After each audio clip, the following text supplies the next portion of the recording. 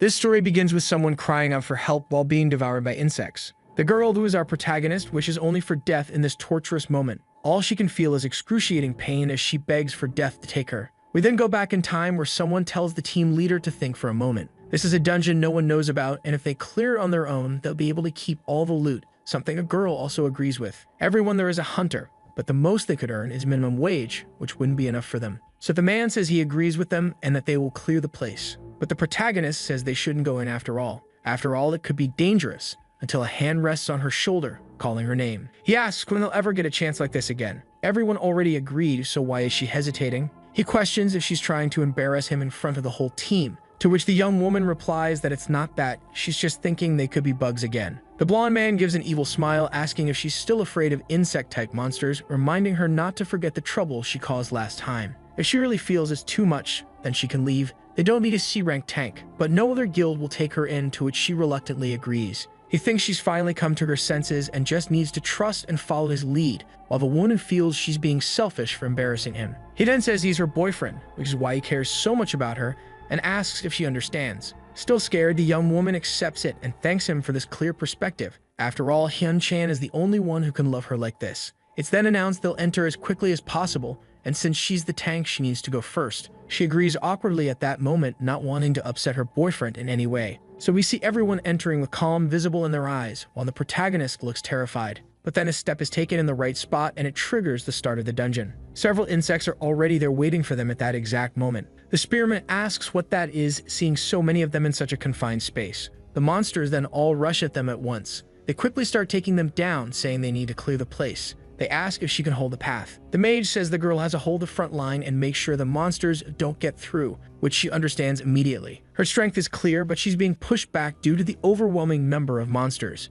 In the end, she has to hold the line so the others can safely finish off the creatures. However, she ends up getting hurt by some strikes that slip through her defense. But in the end, Troy accepts that there can be no panic. They're almost there. We then see another creature scream as it's taken down. But now another swarm appears in front of them and they question what they can do. The team leader is blinded and terrified by what he's witnessing while hearing that they need to act. Soon the girl's defense begins to falter as she struggles. She can feel her whole body trembling and realizes she can't hold out much longer, wondering how much more she'll have to endure. She looks back and pleads for her boyfriend to heal her immediately, saying she can't last much longer. But she's shocked to see everyone fleeing at that moment. She wonders why this is happening. They're practically abandoning her to the very creatures she fears most. The tank then calls out to her boyfriend, who, irritated, says he told her to hold the line no matter what. We then see the creature advancing, starting to break her shield with extremely powerful blows. With that, she drops her defense, calling out to her boyfriend and begging him not to go. Another woman with blue hair tries to say their friend is still in there,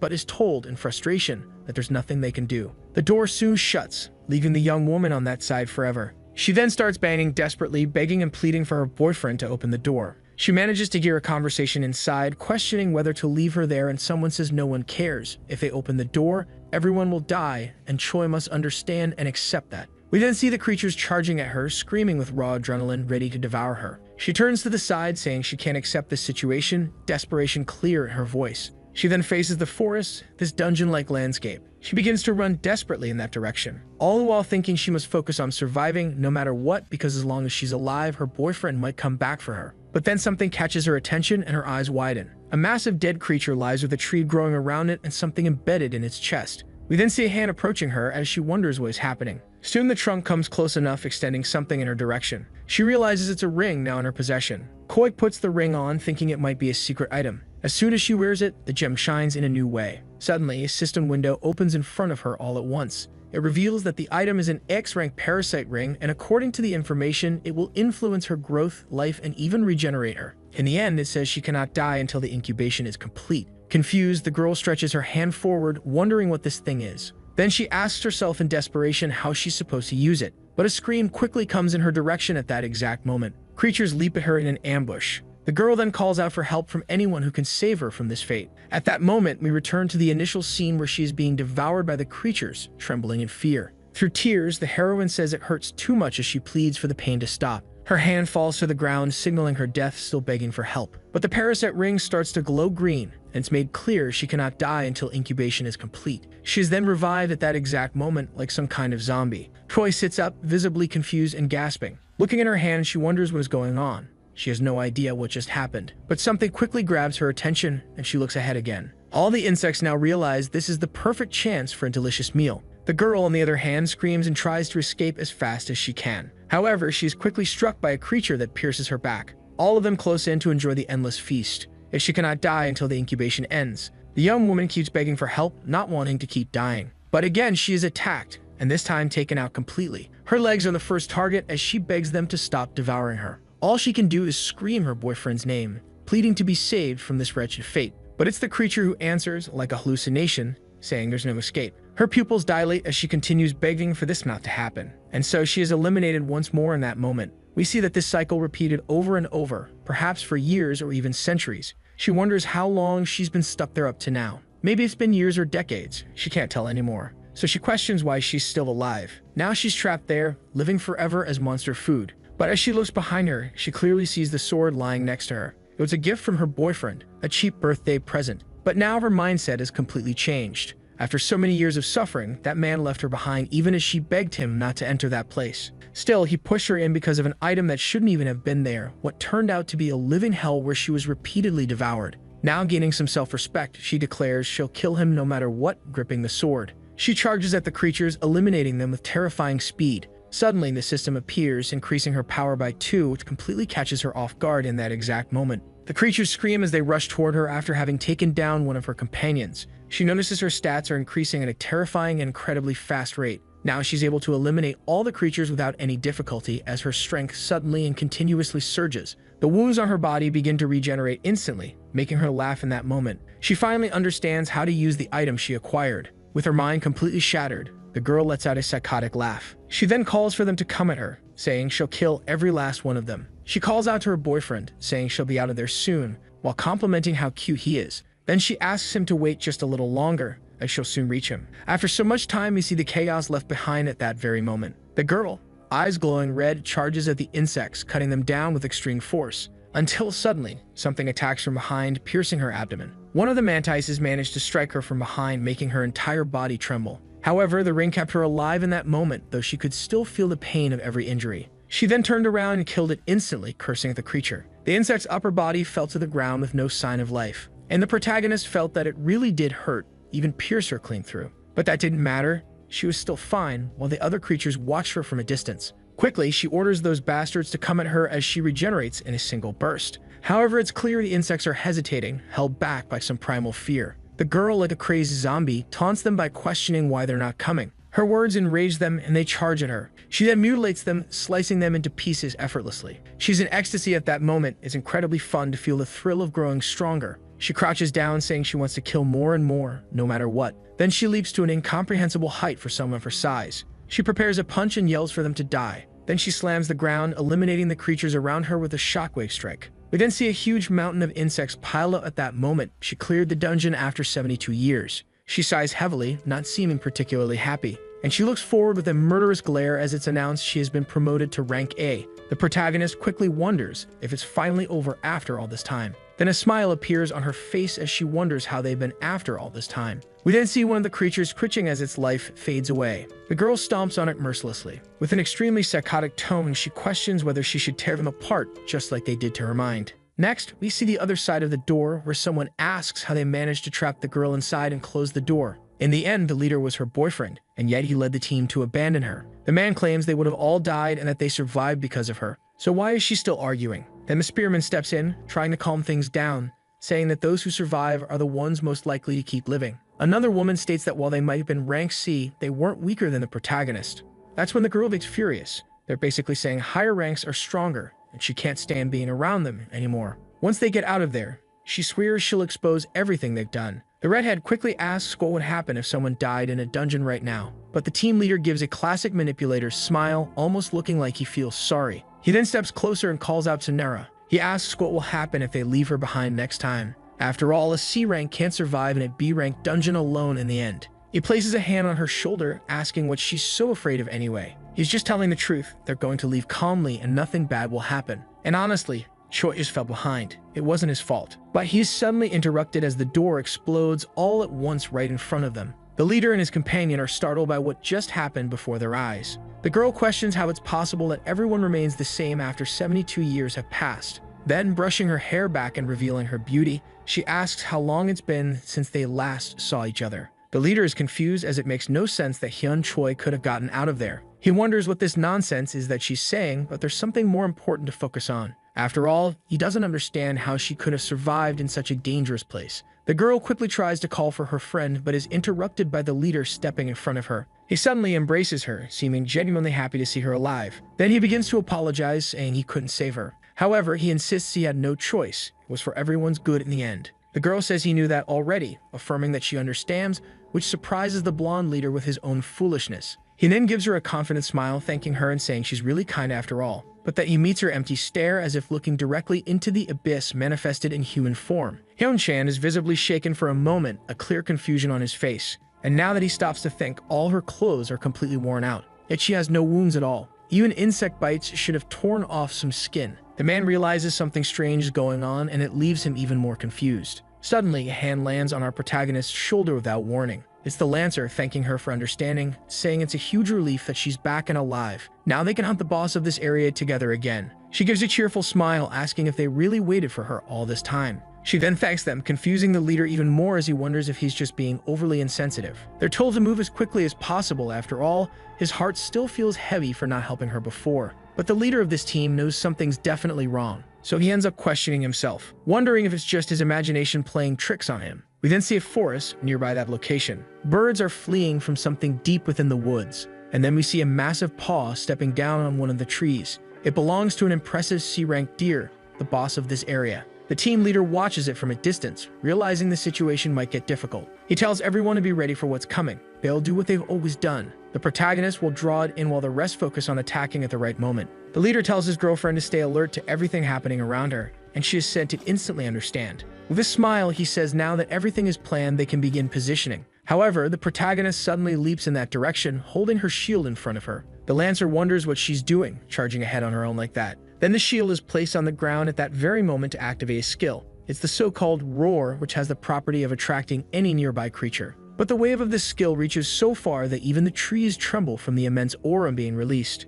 The deer quickly notices and turns its attention to our protagonist. With a scream full of murderous intent, the monster prepares itself. The leader questions why the effect is spreading so far. She seems completely unhinged right now. Everyone starts running, yelling to get behind Hyun Choi as fast as they can. The creature begins charging with its heavy antlers straight toward the girl. They all say it's fine. This is just a B-rank dungeon boss, so there shouldn't be any real problem. But the protagonist seems exhilarated at that moment, as if she's planning something. The leader says as long as Hyun Choi holds the front, they'll be okay. However, the girl suddenly leaps aside at that moment, getting out of the monster's path. Her boyfriend watches in shock at the height she reached, and the Lancer wonders if she really fled from the spot, then questions why she did that, just as he hears heavy footsteps approaching. He then wonders if he should do the same, but time runs out at that moment. The creature is already just a few meters away from him. It pierces his chest with its massive horns. The women watch in disbelief at how effortlessly it happened. Meanwhile, the mage is even more terrified, staring the protagonist at that exact moment. She had just leaped onto the boss of that area without any difficulty. With a smile, she remarks that it must have hurt quite a bit after all. That laughing, she claims she was really scared and dodged by accident. She then asks if everyone understands what just happened. At that moment, our protagonist begins riding on top of the deer in one smooth motion. She immediately charges toward the team that had once abandoned her. We see them dodging the beast's heavy hooves as they throw up earth on impact. The man quickly asks if she's gone crazy or something. There's no reason for her to be doing this. Another woman asks what she even thinks she's doing there right now. Her boyfriend yells at her to stop messing around and get down from there. Our girl looks at him with the same psychotic stare as always, accompanied by lifeless red eyes. She asks if that looks like some kind of joke to him. Everyone is terrified and completely tense in that situation. The girl then moves the deer's fur as if it were nothing. She says they'll now see who can last the longest in that exact moment. The massive beast charges forward with its hooves straight at the group all at once. It stomps on the ground, sending a shockwave out around it. Some time passes, and now everyone is exhausted in that exact moment. The redhead asks what they're supposed to do in a situation like this after all. Someone says he'll heal her while she needs to focus on holding out, and he'll manage a few basic attacks. The woman quickly says she's never done anything like this before, especially not against a boss monster like this one. But the brown-haired man questions what she's so worried about. If she doesn't do it, they'll all die at once. And if she doesn't want that, she needs to listen to him. He's the leader here. He then scratches his head, saying he'll be back soon while she needs to focus on defending them. He promises they'll definitely get out of there no matter what. Then our protagonist asks if they're done because she's ready to start again. We see the mage is already prepared while the girl stands up front with her swords. With that, the deer charges forward at her command. The group wonders how she's able to control a rank B boss while being only a rank C herself. The team leader shouts to block the attack immediately, no matter what. The redhead understands and prepares with her swords, tears running down her face. She manages to perform the guard skill perfectly in that moment to block the strike. The leader gets excited because he finally sees an opening to attack, just like he had planned in his perfect strategy. But what he didn't expect was that the girl's stance would collapse, along with her hands and legs. Her lifeless body falls behind the two, who stare in shock, breathing heavily. That man stares at the scene with a look of pure desperation at that exact moment. Our protagonist quickly wonders what kind of monster is being controlled here, as it's incredibly powerful. She then uses inspection, revealing that the deer has now reached rank A and possesses immense strength. The young woman is amazed by this, since the deer was originally a rank C. She realizes the creature has been blessed by something mysterious. In the end, the parasite ring seems to have a hidden effect after all, and that surprises her a little. But no one cares about that now, and she says she'll kill it first and figure things out later. The creature's hoof slams into the ground, blocking the protagonist's boyfriend from escaping. After a few minutes, the man is now breathing heavily while she asks if he can still handle this. He tries to call her name with an expression of total exhaustion. The girl asks what he even means. She doesn't understand what kind of talk he wants to have at a time like this. That leader thinks that witnessing this situation shows she must have found this secret item in that dungeon, which means that's probably the reason her personality has changed so drastically. Suddenly, the girl hears something she never expected to hear. It's an apology coming from the very person who made her suffer so much. She quickly asks why he's apologizing like that in a situation like this. He says there are many reasons, but the main one is forcing her to understand or even abandoning her and running away. All he wants to say is that he made a lot of mistakes, and because of that, he ruined everything between them in that moment. The girl responds that he really has a problem,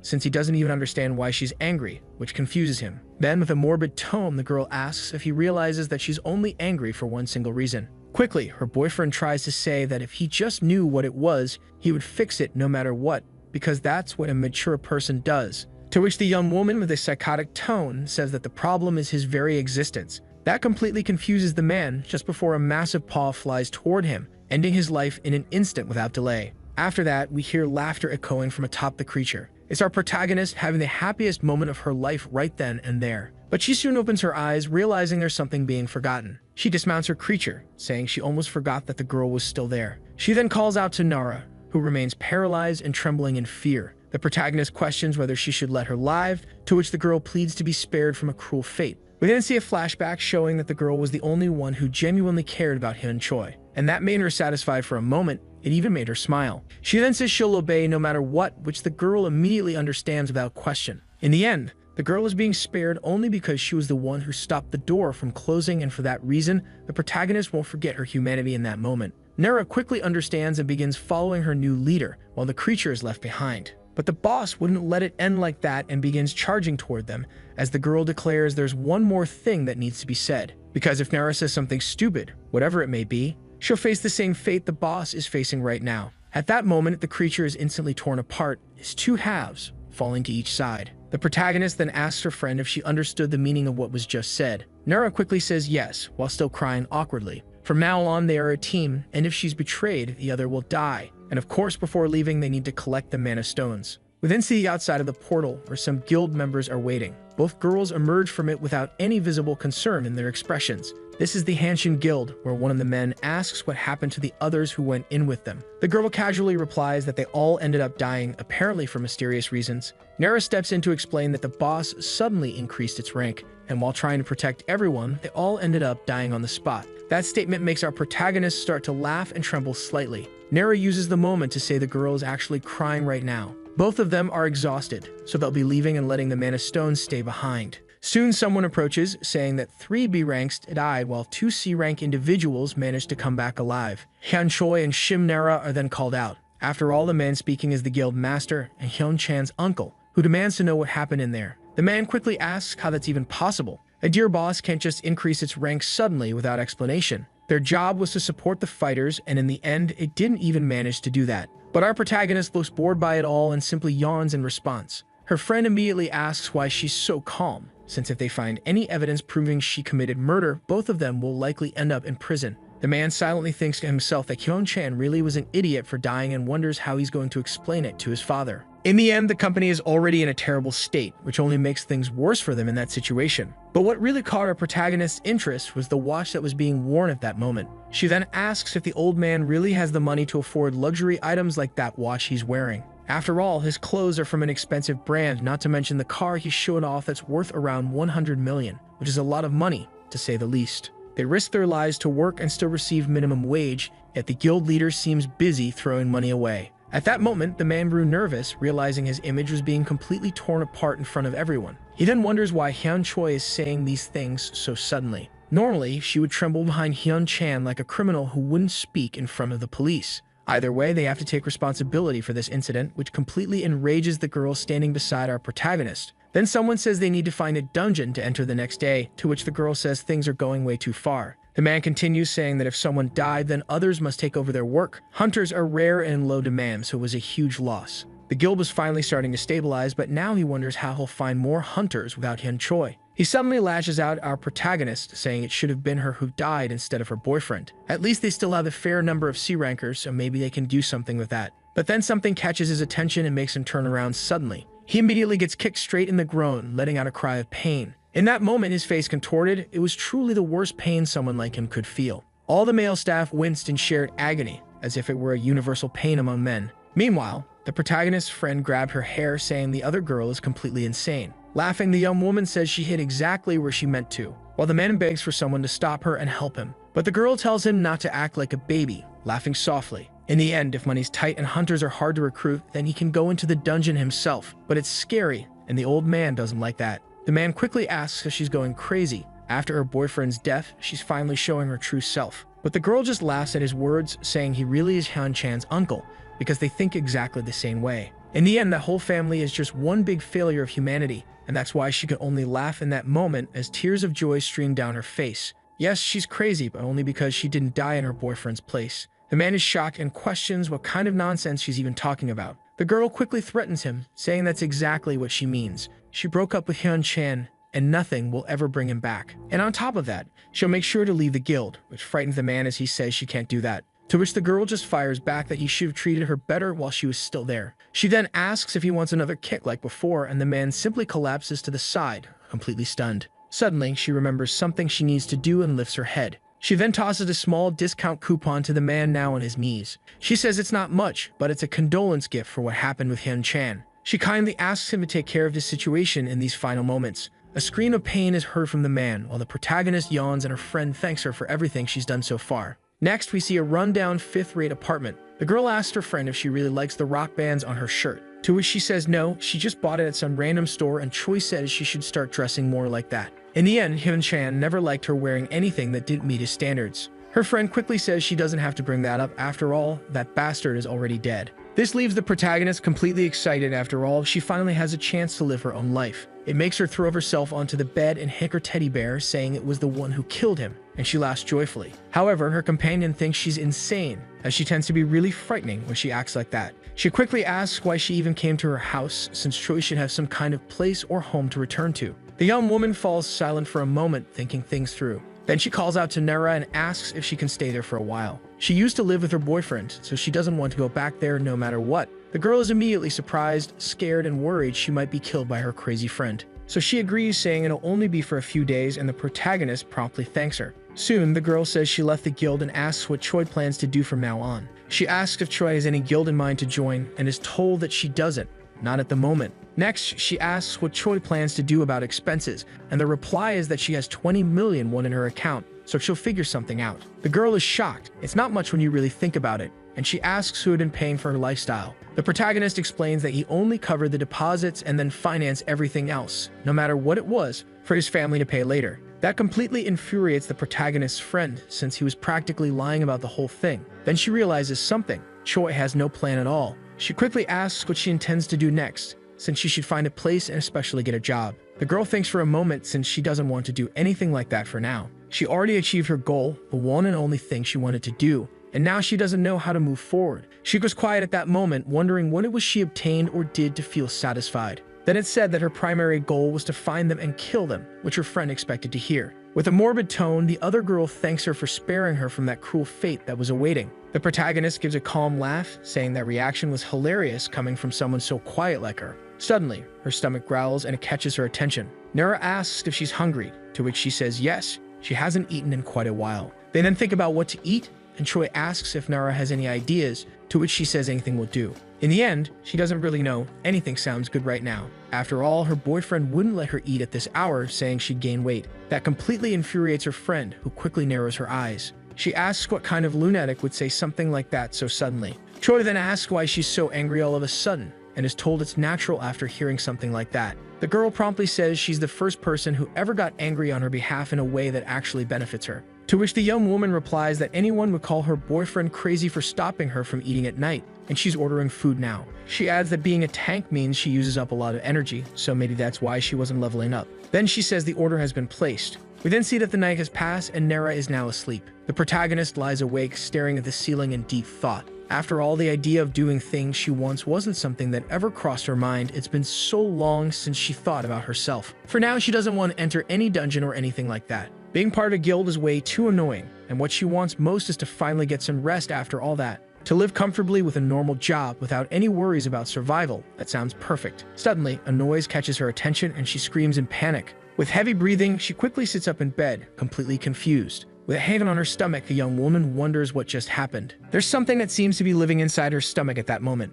Right after, the protagonist feels as if something is settling into place in her stomach. She then wonders if it's because of the ring she's wearing. She quickly thinks it's better to remove it to avoid any future complications. However, a system message appears in front of her, saying that once equipped, the ring cannot be removed under any circumstance. The young woman questions whether it's some kind of soulbound item, and even if it is, it shouldn't be impossible to take off. Plus, the name is very strange. She tries to force it off, saying she doesn't care and just wants to remove it for her own safety. But suddenly, she feels a powerful jolt in her stomach, as if something had struck her. She quickly places her hands there, wondering what that was. That's when she realizes what it truly means. She really can't remove the ring from her finger. In that moment, she remembers the text that came with the accessory, mentioning an incubation that must be completed. She had seen that message earlier in the dungeon, but is now wondering what exactly will emerge from it.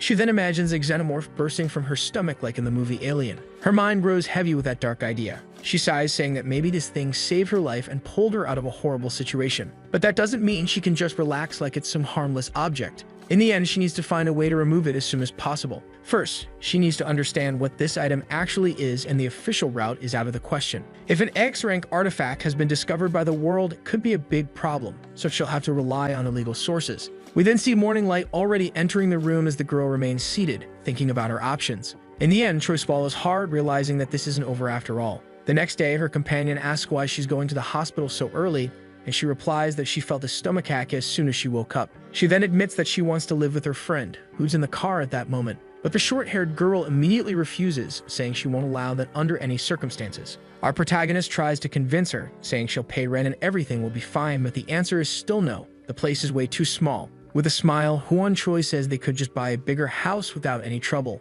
That catches Nara's attention, and she starts thinking about it. But then she quickly shakes her head, still refusing. It sounds good, but the answer is still no. Our protagonist says she could have killed her, which prompts the question of why she's even saying that. Then the girl admits that she'll have to wait a bit until she saves enough money to move out, since she doesn't want to return to Hyun Chan's house. Nara decides to ask how she plans to make money now that she quit the guild yesterday, and she replies that she'll try to find a part-time job. But she also admits another option is dogfighting. That startles her companion, who asks if she's insane for wanting to go to a place like that. But our protagonist, smiling, says she'll make money off it. All she needs to do is bet on herself. It's then explained that it's not actually a dogfight. It's a place where awakened people ranks C or lower are put into a ring to fight. The person who gets bet on wins a portion of the money. Basically, it's another name for illegal fights. Nara asks if she's out of her mind since she's no longer just a C rank. That would basically be fraud. To which the protagonist says nobody cares. Her hunter license still says she's at that level. Anyway, it's illegal already, and a little fraud won't make it worse. The girl understands that right away. At that moment, the young woman stays silent, a bit hesitant. Then she decides to accept the protagonist's tempting offer. She says that if they can increase the odds, the payout will be solid in the end. Koi laughs at that, saying she's finally making some sense. The two then arrive at the dogfight arena, where it's confirmed to be the place. It looks like an ordinary supply store, but our protagonist says someone told her about it before, and that source is trustworthy. So all they have to do is go in and get inside as fast as possible, and Nera immediately asks what they'll do if this isn't the right place. That question is ignored, and both of them end up entering the place at once. Our protagonist then calls out to the old lady who is currently knitting something. The girl quickly says she's looking for something that's in that location, and the older woman asks what exactly it is that has caught the young woman's attention. Without hesitation, our protagonist pulls out her hunter ID and shows it to her. This reveals that she is just a C rank with a tank role, only capable of applying physical attributes. The woman sighs, saying there are plenty of girls like her, and suggests she avoid getting hurt and simply join a hunter guild. Koi responds that she left one just the day before, which ended up being a problem. The old woman says that C ranks can find work easily, and Choi replies that she's just taking a break. She's tired of it all. The woman, on the other hand, questions how someone like her can say something like that, claiming she's probably just a spoiled girl who doesn't realize how good this job actually is. But then, looking more closely at the girl, the old woman falls silent, until she finally asks if Choi has ever killed someone because she sees it in her eyes. After all, there's no reason a perfectly normal girl would come to a place like this. Our protagonist quickly tries to calm things down, saying the woman is implying scary things, which the old lady just tells her to go home.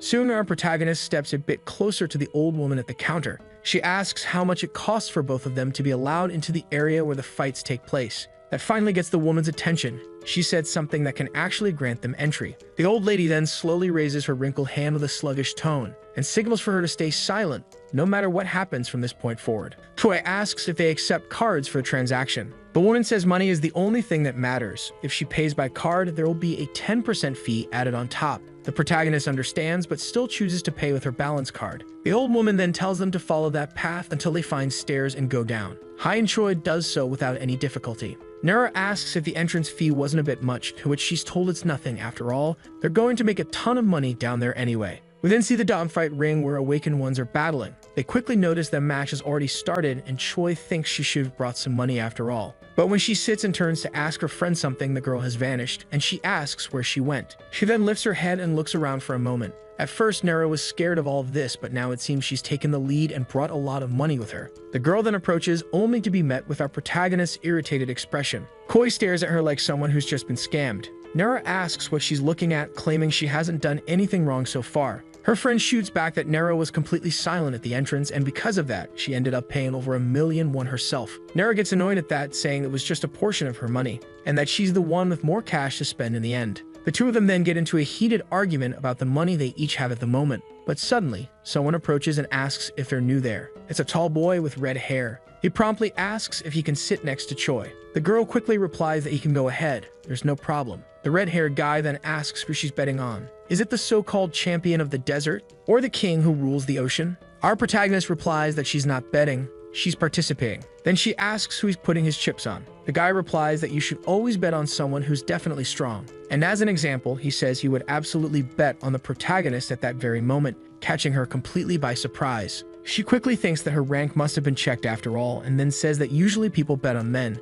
It's surprising that he has the guts to do this. She then decides to use her inspection ability, but notices that all of this man's stats are completely hidden. That surprises her, since her ability should bypass any kind of defense at that moment. Currently, her rank is an aide, which means this guy is at least on the same level or even higher than her. She then wonders why someone like him would come to a place like this where only beginners or weaklings gather. Quickly, the man explains that to participate in this place, you must have a restricted level of rank C. There's no way they haven't checked his hunter license by now. He then asks if the girl's registration is really being faked. She replies that he's creeping her out with those suspicious eyes and that he should mind his own business and just enjoy the match. Her companion quickly pulls her away, saying that this man is being annoying. After all, her hunter license is legit. To which the man just sighs and says she's absolutely right. The girl then says that if he's drunk, he should just enjoy the match quietly. There's no need to start fights with random people. Our protagonist asks who they're even talking about. There's no old man around here. She's told he's right next to her, and that she can even see his red nose. We then get a comparison showing how the image appears to that girl, where we see the handsome face of this man. Choi quickly asks if her friend is going blind. He really looks like he's their age, but the girl responds that she can see his bald spot from here. Choi then says that his hair is clearly covered, until a laugh is heard. It's the man next to them who says that anyone who heard that would be pretty hurt, surprising the girl. In the end, she realizes something. This person really is wearing a special item, just to hide his identity from anyone far below his rank. Soon the bell rings, marking the start of the match that's about to begin. It will be a battle between the Desert Master and the Ocean Storm, and it begins now. The girl is excited. After all, this is a great opportunity to make money. Annoyed, she tells the man to shut up or she'll end up kicking him, and he agrees without any issue. In the end, this place is full of people who aren't awakened and low-rank hunters, and they probably can't even recognize his face. We then see that the man in the ring is only rank E, while the bald one on the other side is rank D, which is above the former. The girl then asks who she thinks will win and is told that ranks are a trump card of all. Her companion agrees, saying that's why she bet most of her money on the rank D fighter. Then the red-haired boy tells her she should change her bet quickly, which only annoys her more. The fighter then charges in and tackles his opponent. He slams him to the ground in one move, making the girl panic. A flurry of punches follows to break the man's defense as he lies on the ground. Then we see his teeth, sharp like a shark's, and he moves in. He bites into the flesh of the man lying in front of him. The red-haired guy is shocked by this, and Choi says that he's definitely going to win, making the girl even more desperate, as she had believed the other guy would pull through. But the boy from before tells her to stop denying reality. Even the protagonist already noticed that the rank E fighter is playing really dirty. The girl asks what he's talking about. She bet more than 300,000 on that fight and truly believes the guy can survive. But in the end, the Desert Master won, and that outcome was completely expected by the red-haired boy. The girl felt her soul leaving her body. Her money was gone. More than 300,000 simply vanish, with no chance of victory. The guy keeps laughing, saying she should have listened to what he said earlier, making her even more depressed. The girl, on the other hand, was laughing after all, and that match was truly hilarious in the end. Nara quickly grabbed her shirt, asking how she could laugh in a moment like that since she had said the D rank would win. She asked what would be done about the money she just lost right then and there. The protagonist immediately stared back at her with a serious look, asking what exactly she thought she was doing. The young woman quickly realized she had crossed a line and grew nervous. She then said she lost her head for a second and asked when Cho would fight, since she told her to place a bet on her. Our protagonist replied that she changed her mind, which instantly surprised the girl. She quickly asked what Tro was doing, and the protagonist thought she should be grateful not to get beaten up in a place like that for such disrespect. In truth, she was more curious about that guy and called out to him, thinking that she also needed to find the illegal market, even though she had no information on it. The red-haired guy then asked if she had given up on participating. Maybe her conscience had kicked in. To which the girl replied that she got caught, so she couldn't join in, and in the end was prevented from making a lot of money. So now he should take responsibility. The guy insisted that he had nothing to do with it, and she shouldn't waste her rank there. She should join a guild and make more money that way. But for her, this was just a hobby, and so she decided to ask what he was doing there, since he shouldn't have gone that far just to use an illegal item in the end. The man admitted it was a sort of hobby for him too, and said he wasn't planning to report her for cheating, then asked if he could go his own way now. The girl quickly said no, she needed access to alternative channel distribution in the end. She then asked where he got the item he was using at that moment. Smiling, the guy asked what she was talking about, saying she sounded like she was trying to become a criminal, though he had no intention of telling her anything. She quickly concluded that he was actually pretty cautious, which was surprising. But then a loud sound echoed, drawing both of their attention in one direction. The police had just arrived at the scene, saying illegal gambling was taking place. The guy scratched his head and sighed. If he got caught, it would be a real problem, so he needed to leave right away. But before he could go, the girl grabbed him with an extremely firm grip. He asked what she was planning, and she said there were two possibilities at that moment: take her to the place or get arrested with her right then and there. The girl kept pulling his hand closer and closer. Then she started biting him, and he asked if she was completely insane, to which she replied that he wouldn't be let go unless she died. A police officer spotted them and began walking toward them, causing the man to panic. We then see outside of the building with the sun already beginning to set. Suddenly, an explosion goes off at that exact moment. The protagonist and her new companion use the opportunity to escape immediately. They both begin running faster, toward the forest. The girl asked if it was really necessary to do something like that to the buildings, and he told her to ignore it and just keep running as fast as possible. In the end, what she plans to do there is the real question, because she might actually become a real criminal. But the protagonist simply said she had an item she wanted to get appraised,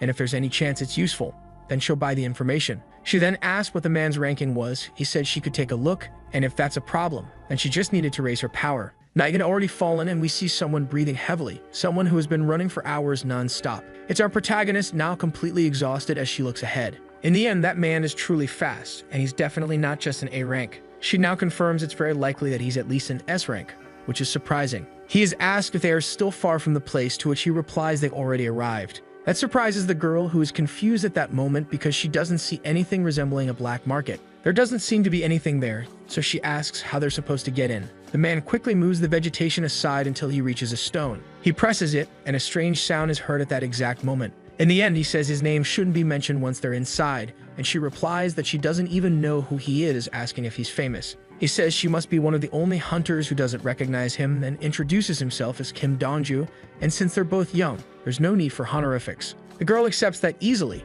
is already a decent foundation of trust. She then asks how old he is, and he says he's just 26. Turns out they're the same age, so it's a pleasure to meet him. They soon arrive at the location, which amazes the young woman. She didn't expect there to be a place like this inside a cave. In the end, people seem to have excavated some truly strange things, and she asks who could have done such detailed work that would take years. She's told it was done by the hunters themselves, which surprises the protagonist even more, as that was completely unexpected. A large number of people awaken, and more often than not, they have a criminal record or end up committing crimes after awakening. She then asks how he knows so much, and he says he hears a lot of things, but insists he's not a criminal. The protagonist asks what this guy does nowadays, since at his level he should have at least joined a guild. He says he already belongs to one, which surprises the young woman, and she asks which one. He says it's a secret he doesn't plan on revealing right now. After some time, they arrive at an appraiser, who immediately finds the item suspicious because she can't sense anything from it. She asks where the girl got the item in the end. She says it came from a dungeon, and apparently it's a soul-bound item that can't be removed under any circumstances.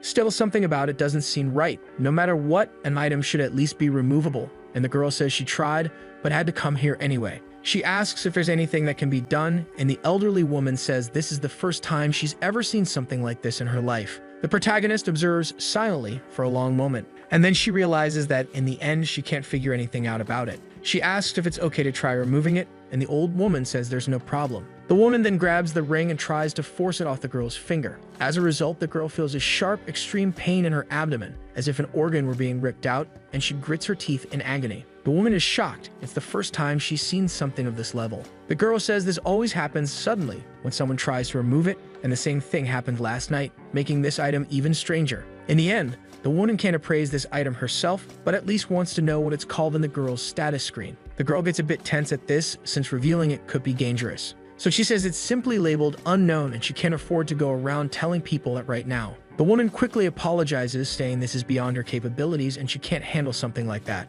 Our protagonist understands. It does seem like something extremely difficult to deal with after all. She then says as she stands that she'll be going now, but something nearby suddenly catches her attention. It's a small golden earring, which she decides to appraise. She sees that the item prevents her level from being seen by people up to 2 ranks above her. In the end, that could be very useful, since it will help ensure her safety. With that, even someone of rank S wouldn't be able to read her status. She then asks how much it costs to buy. She's told it's only 300, since someone of her rank probably wouldn't need it, and is asked if it's really necessary. She says yes, and they're told they can even accept credit card payments, so the man decides to pay for it, since he only deals in cash.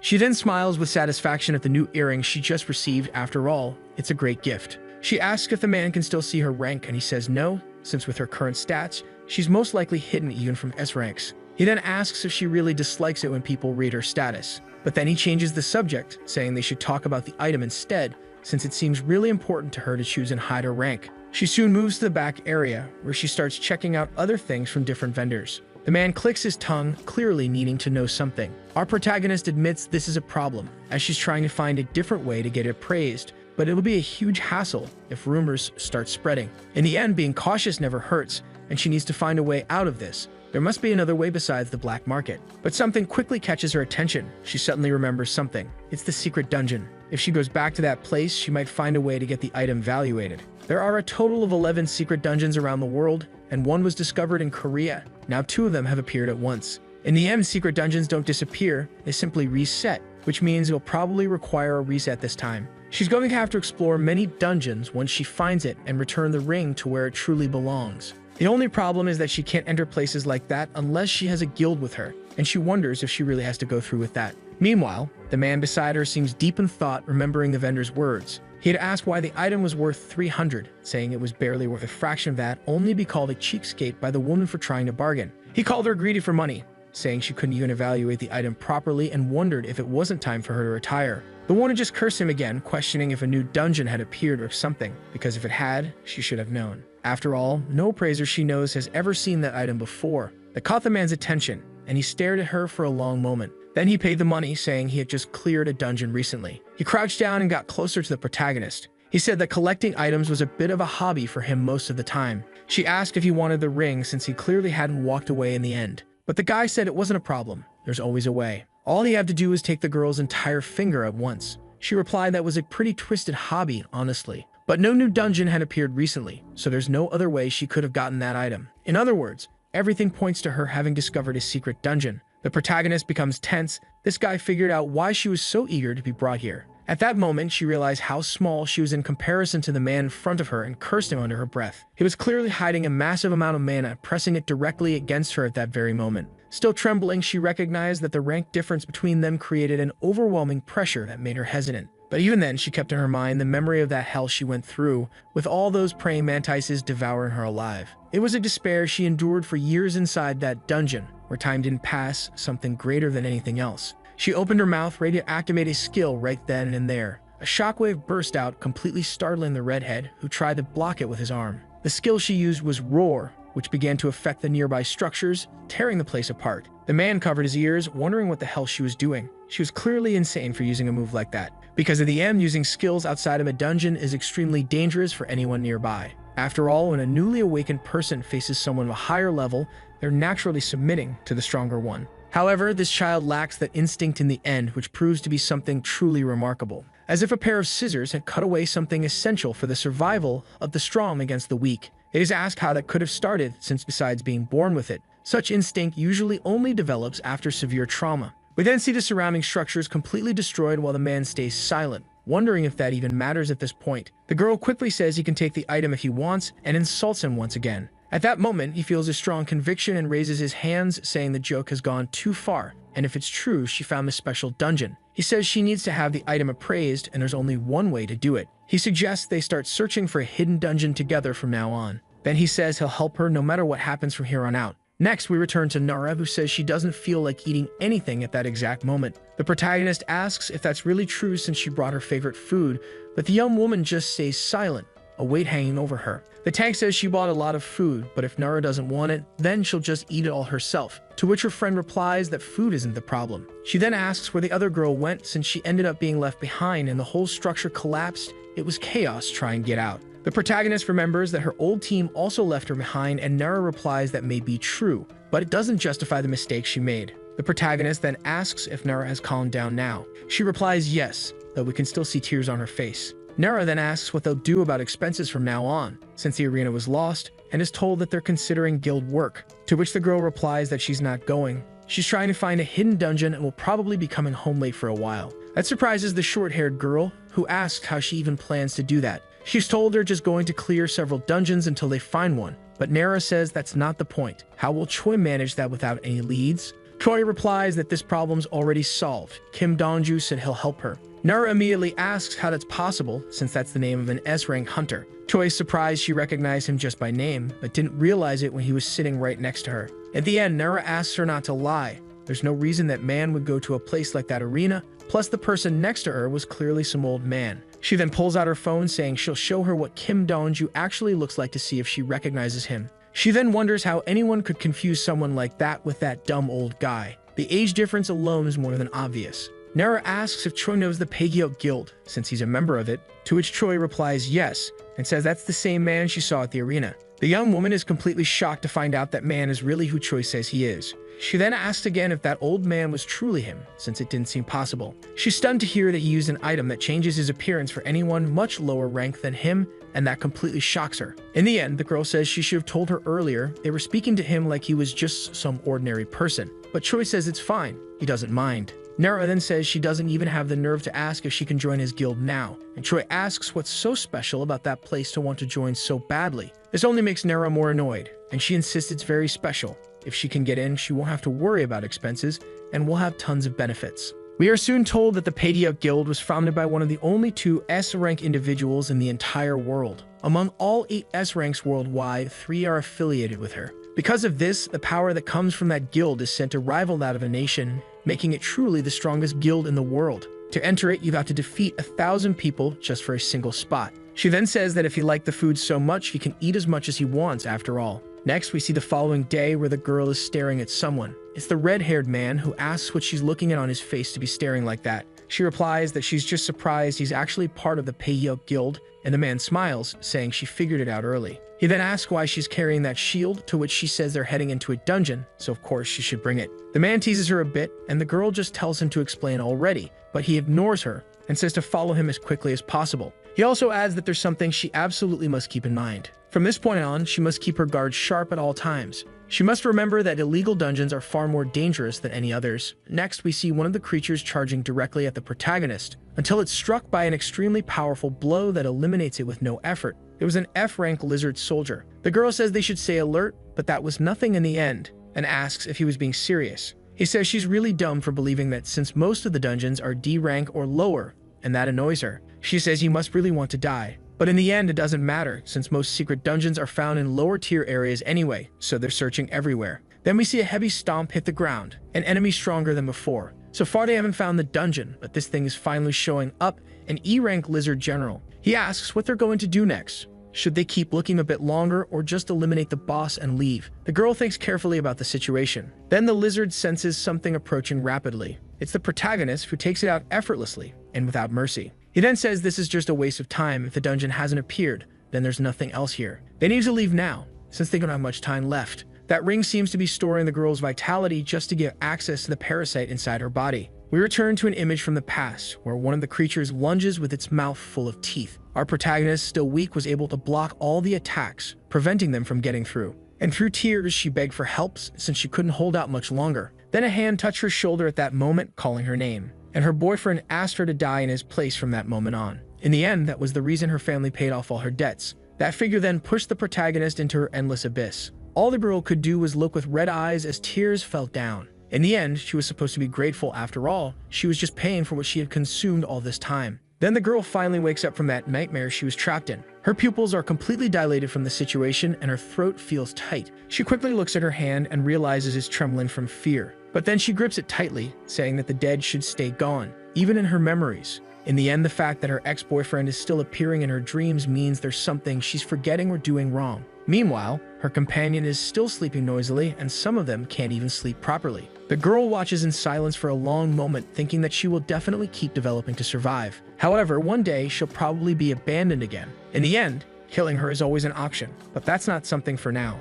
Until Choi resolves the situation with whatever is inside her belly, she can't afford to miss any dungeon she has the chance to enter. Or she will be dragged down because of the accessory that saved her life. But soon we see her companion saying she's already very late at that moment. Then she's asked where she's going, to which she replies it's an interview at a local guild to get a job. She wonders why her companion didn't wake up at that time and asks if the other wants a ride. The short-haired girl questions what she's talking about since her friend doesn't even have a car. But soon we see the outside where a high-end car is waiting. That completely shocks her, as the person behind it is truly impressive. It turns out to be the redhead, who asks if that wasn't her friend from earlier and whether she's okay now. The girl, on the other hand, becomes even more startled. After all, Kim Dongju is right in front of her at that moment. Our protagonist assumes they are the same age, so she doesn't need to be overly formal, but she is told not to take the lead in situations like this. But we can clearly see that Nara is frightened, with many thoughts running through her mind, and she begins to think she was wrong before. Soon her mind snaps due to the intense pressure she's experiencing at that exact moment.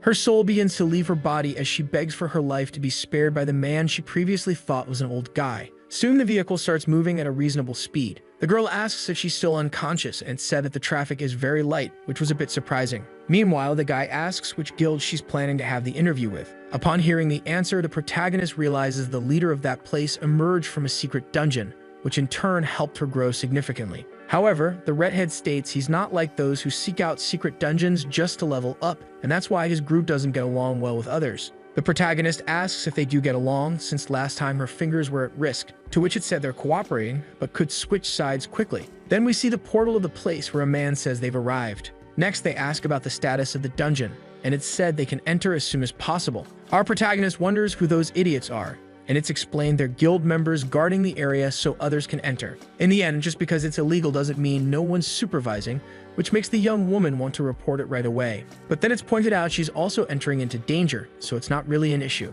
Then the girl takes the lead, saying they need to go in as fast as possible, since her time is running out and soon they'll go their separate ways. That impresses the redhead, and even the people nearby notice there's some kind of tension between them. Therefore, the man quickly asks what they're all staring at, since they should just be supervising the area. Quickly, he brushes his neck, wondering what's so funny about the whole situation. Then he decides to forget it, After all, he needs to start scouting again for the day. Soon the protagonist asks why it's taking so long as she wants to finish it quickly. But then her ring begins to emit a strange aura that scares her and makes her wonder what's happening. And as soon as she looks directly at it, she realizes something strange just returned to normal. In the end, her eyebrows furrow and she questions whether she's just imagining things, since even her last dream was very bizarre. Next, the redhead approaches, asking what she's doing there, and she says he took too long, to which he apologizes immediately. Then the guy backs off, saying she's acting completely like the leader of the operation. But the girl seems more thoughtful, and after all, she needs to find a way to gather more information, since this won't go away easily. Soon we see that a month has passed and now they're on a floating island. Several creatures are advancing with claws and beaks ready to tear apart. They're heading straight toward the protagonist, who stands below. But suddenly, a flash of light is seen, as if a powerful strike had been executed. It quickly wipes out the creature, like a shotgun blast. Rapidly, all of them are struck with terrifying speed by the protagonist, who is acting more aggressively than usual. Even her companion notices something is off and wonders if something happened to make her so irritated. In the end, they didn't find anything that day either, and so he calls it off, saying they should leave. But then, something changes in the girl's expression as she turns toward him. Suddenly, she lunges at him with terrifying speed, aiming to finish him off. However, the man easily grabs her hand, asking why she's acting like this. After all, she seems to be challenging him at this very moment. With that, he begins to squeeze the protagonist's hand all at once, then throws her away, stating that he won't go easy on her just because she's his friend. We can see a distance is clearly formed between them in that instant. The girl is breathing heavily, her pupils fully dilated and white. However, her consciousness quickly returns to normal at that moment, and she starts to question what just happened right then and there. The man then remarks that she looks tired and should rest, since he'll take care of the boss. So the two momentarily separate at that point. Meanwhile, the girl holds her head, still breathing heavily, wondering what she just did. In the end, she wonders if searching for a secret dungeon is really the right thing to do. Her body is becoming increasingly strange, and it feels like something is trying to take control of it. It's already clear that the ring is extremely dangerous, and now there's the question of what should be done. Time passes, and we then see the girl calling out to Nara, saying she's back. After taking off her shoes, she asks what happened to make her look like she's been crying like that. Nara says she was rejected again from a job interview. She admits that finding a job has really been hard lately, and when she asks how the protagonist is doing, the answer isn't much different. But then the protagonist tosses her a bag, telling her to eat something. Nara quickly looks up, asking what was brought. She's told it's just some pork ribs, and she should have some rice and condiments at home. Next, we see the girl slamming her cup on the table, saying she's hopeless. In the end, finding a job is even harder because she's just a typical support type, and on top of that, only rank C. Life is really frustrating, especially since she awakened as a helper for other classes, while the protagonist seems to barely care about her, until she hears that the other girl still wishes to become stronger in the end. Then she's asked why she doesn't just kill monsters to raise her stats, to which she replies it would take too long since she can't deal enough damage. She then falls silent as tears stream even more from her face. Then suddenly asks how the protagonist got so strong.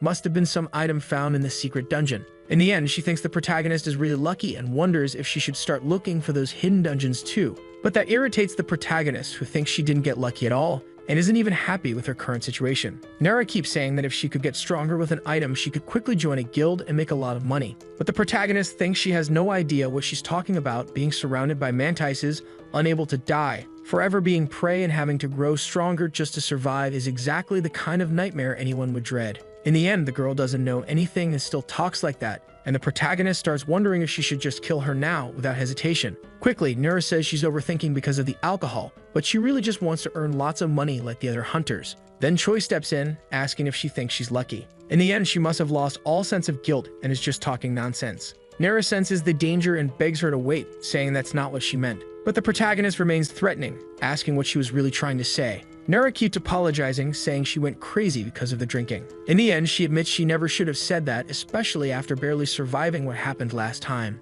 What would happen if the other one suddenly decided to kill her? With trembling hands, she agrees and begs her companion to just forget what was said at that moment. In the end, Nara is completely regretful and asks for a second chance. Quickly, the protagonist goes silent, only staring at her with a murderous gaze. But then she sighs, wondering what her friend really knows. After all, it's normal to be curious. And so she says they should just finish the pork ribs and never bring something like that up again, which the girl quickly understands. Both then continue eating in silence, with the tension in the air slowly fading away. The protagonist looks at her own body for a brief moment, reflecting on it. Then she calls out to Nara, who quickly responds. In the end, she must know that she almost died in that place, and at the same time, she found that ring. The girl asks what that has to do with anything, since she must have been able to survive thanks to it. However, it's explained that it doesn't have such a convenient ability after all.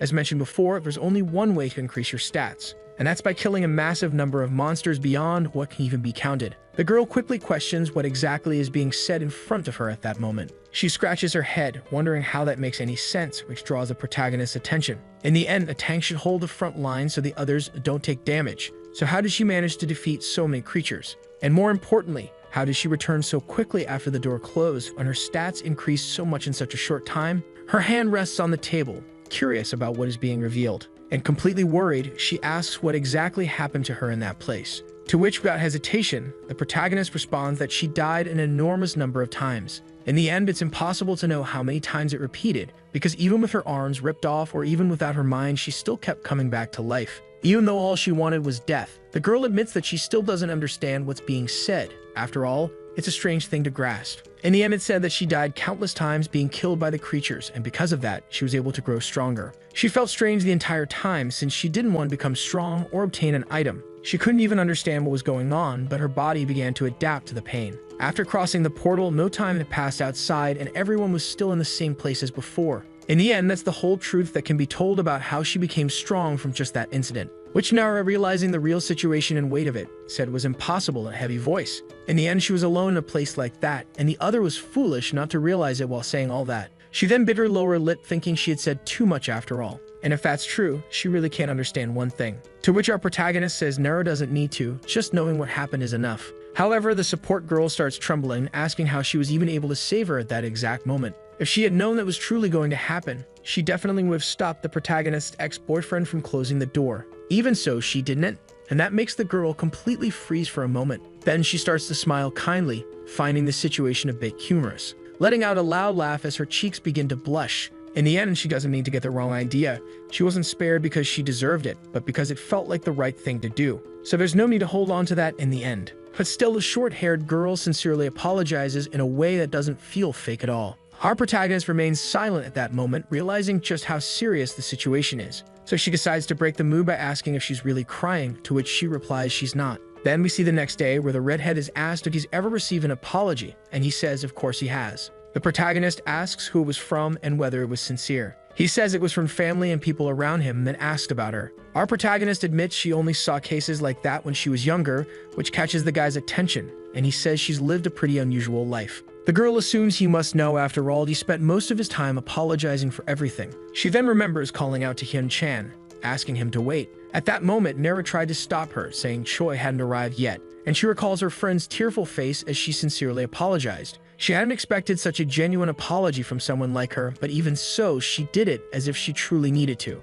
Either way, that was a unique moment for her, as it really felt like someone genuinely cared about Choi for the first time. The redhead is impressed by this and falls silent for a long while, thinking and asking if she's talking about the girl named Nara. Then the guy says she doesn't need to tell those stories just to gain sympathy, to which it's said she was caught red-handed. The man thinks Hyun Choi really seemed to be in a good mood that day, and even though they didn't find anything, he wasn't upset at all. Maybe bringing Nara to control the protagonist is a good idea, but increasing the number of people might only bring more danger. However, when he looks ahead, he's instantly startled, wondering what that is. We then see the figure of a woman asking where he's been these past few days, his gorilla of a sister. He thinks this is bad because if his sister finds out he's been searching for a secret dungeon, it could be serious trouble. He'll be dead if that happens. He then asks whether she's his sister or his mother, to which she replies that she just came back from the guild, where they told her he's been skipping work and traveling. And so the boy just claims he went to the black market after a long time, saying he was looking for useful items. The blonde quickly sits down, saying that's quite an interesting story. However, she suspects he might have been looking for secret dungeons while she was away. But the redhead insists he'd never do that, since he promised not to. His sister immediately punches him in the stomach, asking where he got the nerve to speak so casually to his sister. The boy quickly covers his stomach and asks how she can talk like that while hitting him that way. He then kicks her away and calls her a gorilla again. The blonde lands swiftly and charges back at him, asking how this brat still doesn't watch his mouth when speaking to his beloved sister. After all, the guild master kept bothering her for not seeing her brother, and if what he's saying is true, he'll only be half killed instead of completely. But the guy catches her punch and says he wasn't just fooling around in the city. The woman, now serious, demands to know what this brat was really doing. to which he responds that he was just dating, silently apologizing to Hyun Choi for using his name at that moment. In the end, this surprises the blonde, hearing that her brother is dating someone. She grabs him by the collar, asking if he's gone crazy, since there's no way he has time for that. But the redhead simply says she shouldn't talk that way about her brother and just asks to be let go. The gorilla quickly catches on and apologizes, saying it's a ridiculous lie, and decides to ask how he met this girl.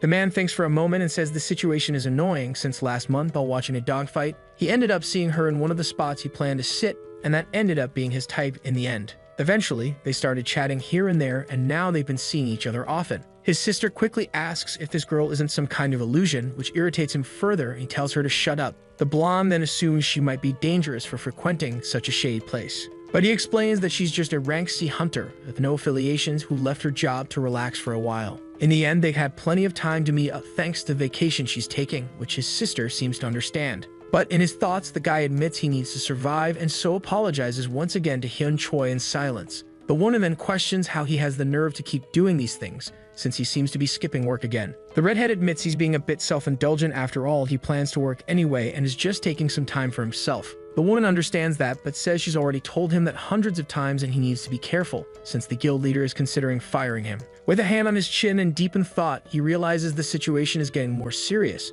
Things are starting to spiral out of control. In the end, there's a reason his sister keeps bothering him. It's the low demand for groups to explore dungeons. We're shown a memory from the past, where the man tells them to hold position as he's about to give the signal. However, both siblings jumped in at once with terrifying speed. The redhead quickly wiped out the creatures, saying he would win this time. The girl just laughed while effortlessly taking down one of the monsters. She told him to keep dreaming of a future where he might actually beat her. Normally, they should follow the dungeon leader's instructions, but he and his sister tend to ignore that and just compete. Of course, that ends up working well as the creatures get bunched together in one spot. Both of them have an easy time dealing with weaker monsters, as we can clearly see. However, for the others, it's nothing short of a nightmare, as they could easily die at any moment. In the end, the two cause so many problems that the guild members eventually stop forming groups with them altogether. The blonde then asks if there's no decent person available to work with, since they're trying to find someone compatible for the next recruitment. The redhead tries to say they don't have to go that far. They could just bring in a newbie with no real value. But the woman reminds him that even someone like that probably wouldn't be able to handle the two of them. Seeing the situation, the redhead sighs and says he'll try to find someone. But his sister suggests he call his current companion and fling. That surprises him and he questions what she's talking about. To which the girl asks why he's so shocked. She's an unaffiliated hunter, and it's a great opportunity. In the end, if they form a party, the two of them could even date inside the dungeon. They won't need to worry about her. She'll just watch the two flirt without any real concern, since she'll only have to kill monsters. But the atmosphere starts to grow heavier as the woman continues talking about her ideas for wiping out the creatures, and quickly the topic shifts into an obsession with finding out where our protagonist lives. Our focus changes to the next day, where we find someone sighing late at night. It's Nara, who says she doesn't want to go home, something she never thought she'd say. Yesterday, something truly frightened her because the story she heard was incredibly heavy. Still, she feels the need to hold back a bit before seeing her face again. But in the end, what can she even do? The protagonist has nowhere else to go right now, so she has to treat her well, thinking through every little detail to avoid upsetting her, and admits she's tired. And our protagonist surprises her by saying she's already home. The girl assumes she got there early, to which it said she was just waiting, after all. She's planning to leave this place soon and move into another house. Nara is shocked by that, as she believed Choi had nowhere else to go. We're then shown a bit earlier when the protagonist was lying down saying she's going crazy because she didn't find a single secret dungeon that day. In the end, it would be nice if she could get some clue about that ring, since her body is feeling stranger with each passing day. Nothing happened on this last hunt, but it could all happen again at any moment. It's very likely all of this is because of the ring she's wearing. Inside the dungeon, it's one thing, but outside, it could be a real problem, especially in the place she spends most of her time. That place being Nara's house, where she's realizing the situation is getting complicated. The girl quickly admits it's true, and that's why she's leaving, which the girl fully understands. She then asks where she's planning to go and said she's still looking, but it shouldn't take more than 2 weeks. Nara clearly understands and admits the other is really good at cooking, to which she agrees. If she has the ingredients, she can make just about anything. Cho is worried because she hadn't been cooking lately, but felt much better after giving it a try. Normally, she used to cook for Hyun-chan every day, and so she curses him again, making Nara choke a little. Our protagonist tells her to eat more slowly, while in her thoughts, her companion blames herself for it. Nara quickly thinks the situation will calm down with time, but then her phone starts to vibrate. She quickly grabs it, wondering who it could be, until we see the sudden surprise appear in her eyes. She ends up shouting in surprise, prompting the protagonist to ask what happened. And through tears, the girl says she passed the first round of the interview test for the Payoke Guild. The girl begins praying to pass the second test too, saying she'll do anything for it. In the end, she has 2 days to prepare and they'll form groups to enter a dungeon. Now she raises her arms in excitement, shouting that they're going to drink and celebrate all night, which excites the protagonist as well. We can see their shouting reaches outside the house, which is filled with joy in that moment. Some time passes and Nera finally lies down, saying she's really happy because life finally seems to make sense. Now the support tech girl truly feels good about everything. Our protagonist notices she's completely drunk at that moment. She then hugs her plush toy, saying it's very soft, and wishes her companion a good night. But the girl seems to be a little thoughtful in that moment after all the excitement. Soon, she calls out to Choi, who quickly asks what it is. Nera asks if she'll do well in the second test from now on. The protagonist quickly assumes she's just fishing for compliments, to which Nera says no. Then the support girl says she doesn't need that after all. There's no way she'd expect something like that from her companion. But Choi replies that she just needs to do what she normally does.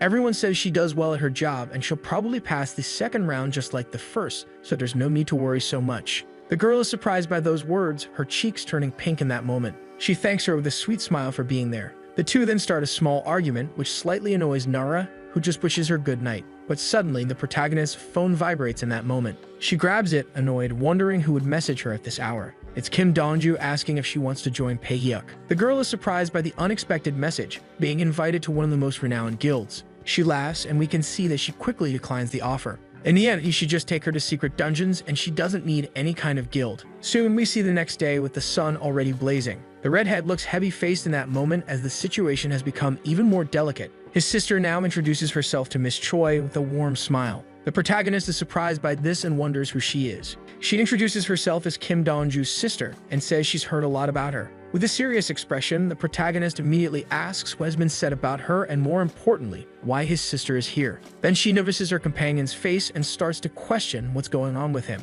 The blonde says it's not just a sibling joke or anything like that. She genuinely wanted to meet her in person. She's the first person ever seen rejecting a personal offer to join the Paehyuk Guild. So she's come to make that offer again, this time officially, and asks if she truly doesn't want to join them from now on. The blonde knows full well that this is an offer no hunter would dare refuse, as it comes with benefits most people can't even dream of. In the end, she needs to understand the miracle. It is for an unknown hunter to be invited into such a closed circle. Now all she has to do is go into dungeons with them and there won't be any problems. After all, she'll be protected by her brother. Then, in a threatening tone, she says it's not every day that a chance like this falls from the sky and insists she could make a lot of money with it. But she's quickly cut off by our protagonist, who bluntly refuses. That stuns the woman, who is left speechless by what's just been said in front of her. But the redhead already knew that, and in his thoughts, admits the reaction was really exaggerated. The woman then questions why she's saying no, since she might not know about Paehyuk. But then she starts to reflect, assuming maybe she doesn't know her personally due to the news constantly covering up her presence.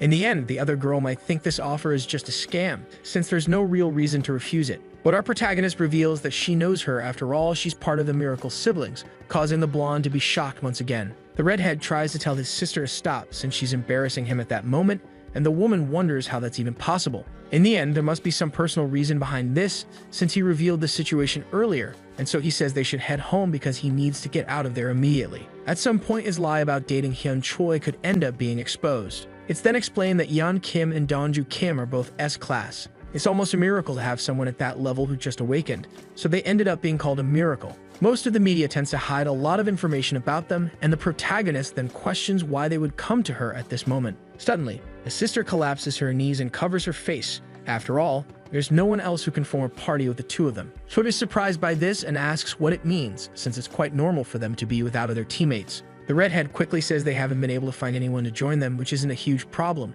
and he tries to get his sister out of there as quickly as possible. However, the girl gets irritated, saying her brother won't go with her to any more dungeons, and ends by telling him not to meet her Dongju anymore. Choi immediately understands what that means, and we see the atmosphere growing heavier. She starts to approach, while the boy begins apologizing, saying she doesn't need to listen to this gorilla. But the protagonist, with a warm tone, simply apologizes at that moment, because she has no feelings for him whatsoever, causing a shock in the air. Laughter soon follows, and the boy, who would never date her anyway, admits it was all just a lie. But then our protagonist suddenly felt something like a crack in reality at that moment. She begins to wonder what that feeling could be, while the others keep laughing. The redhead then asks what she's staring at so much, since she seems completely out of it. But Choi is shocked he didn't feel anything, which confuses him even more. And then the girl's eyes go wide in surprise as she sees it forming. She immediately yells for everyone to look behind them right away, because a rift in reality has just opened. In the end, they need to get out of there as fast as possible, since no one knows what that might cause. The redhead asks how she sensed it even before it happened, and she says she doesn't know, so they should just keep running as fast as they can. However, we can see the crack widening more and more, as if something is about to emerge into the world. Its shape starts pulling things around it, like an accretion disk. The windows of nearby buildings shatter from the pressure being released, and then we see the figure of something enormous emerging as the three of them run away. The girl says it's devouring everything around it, while the redhead says they need to start researching more about what this could be. But for a moment, the girl notices something that draws her attention in that direction. She sees that the rift has now turned completely white, like the entrance to a true dungeon that just opened. Some time passes, and we see the police have arrived at the scene, ordering everyone to step back since the area is extremely dangerous. The redhead says this is completely insane. None of the dungeons they've found before compare to this. The girl then asks where they're going now, and it's said that they'll be entering as soon as possible. The young woman is shocked by this, since it's a brand new dungeon, no guild has claimed it yet, and the other smiles knowingly, like an accomplice. Meanwhile, we can see the boy's sister speaking with a police officer, who says they need to get results first.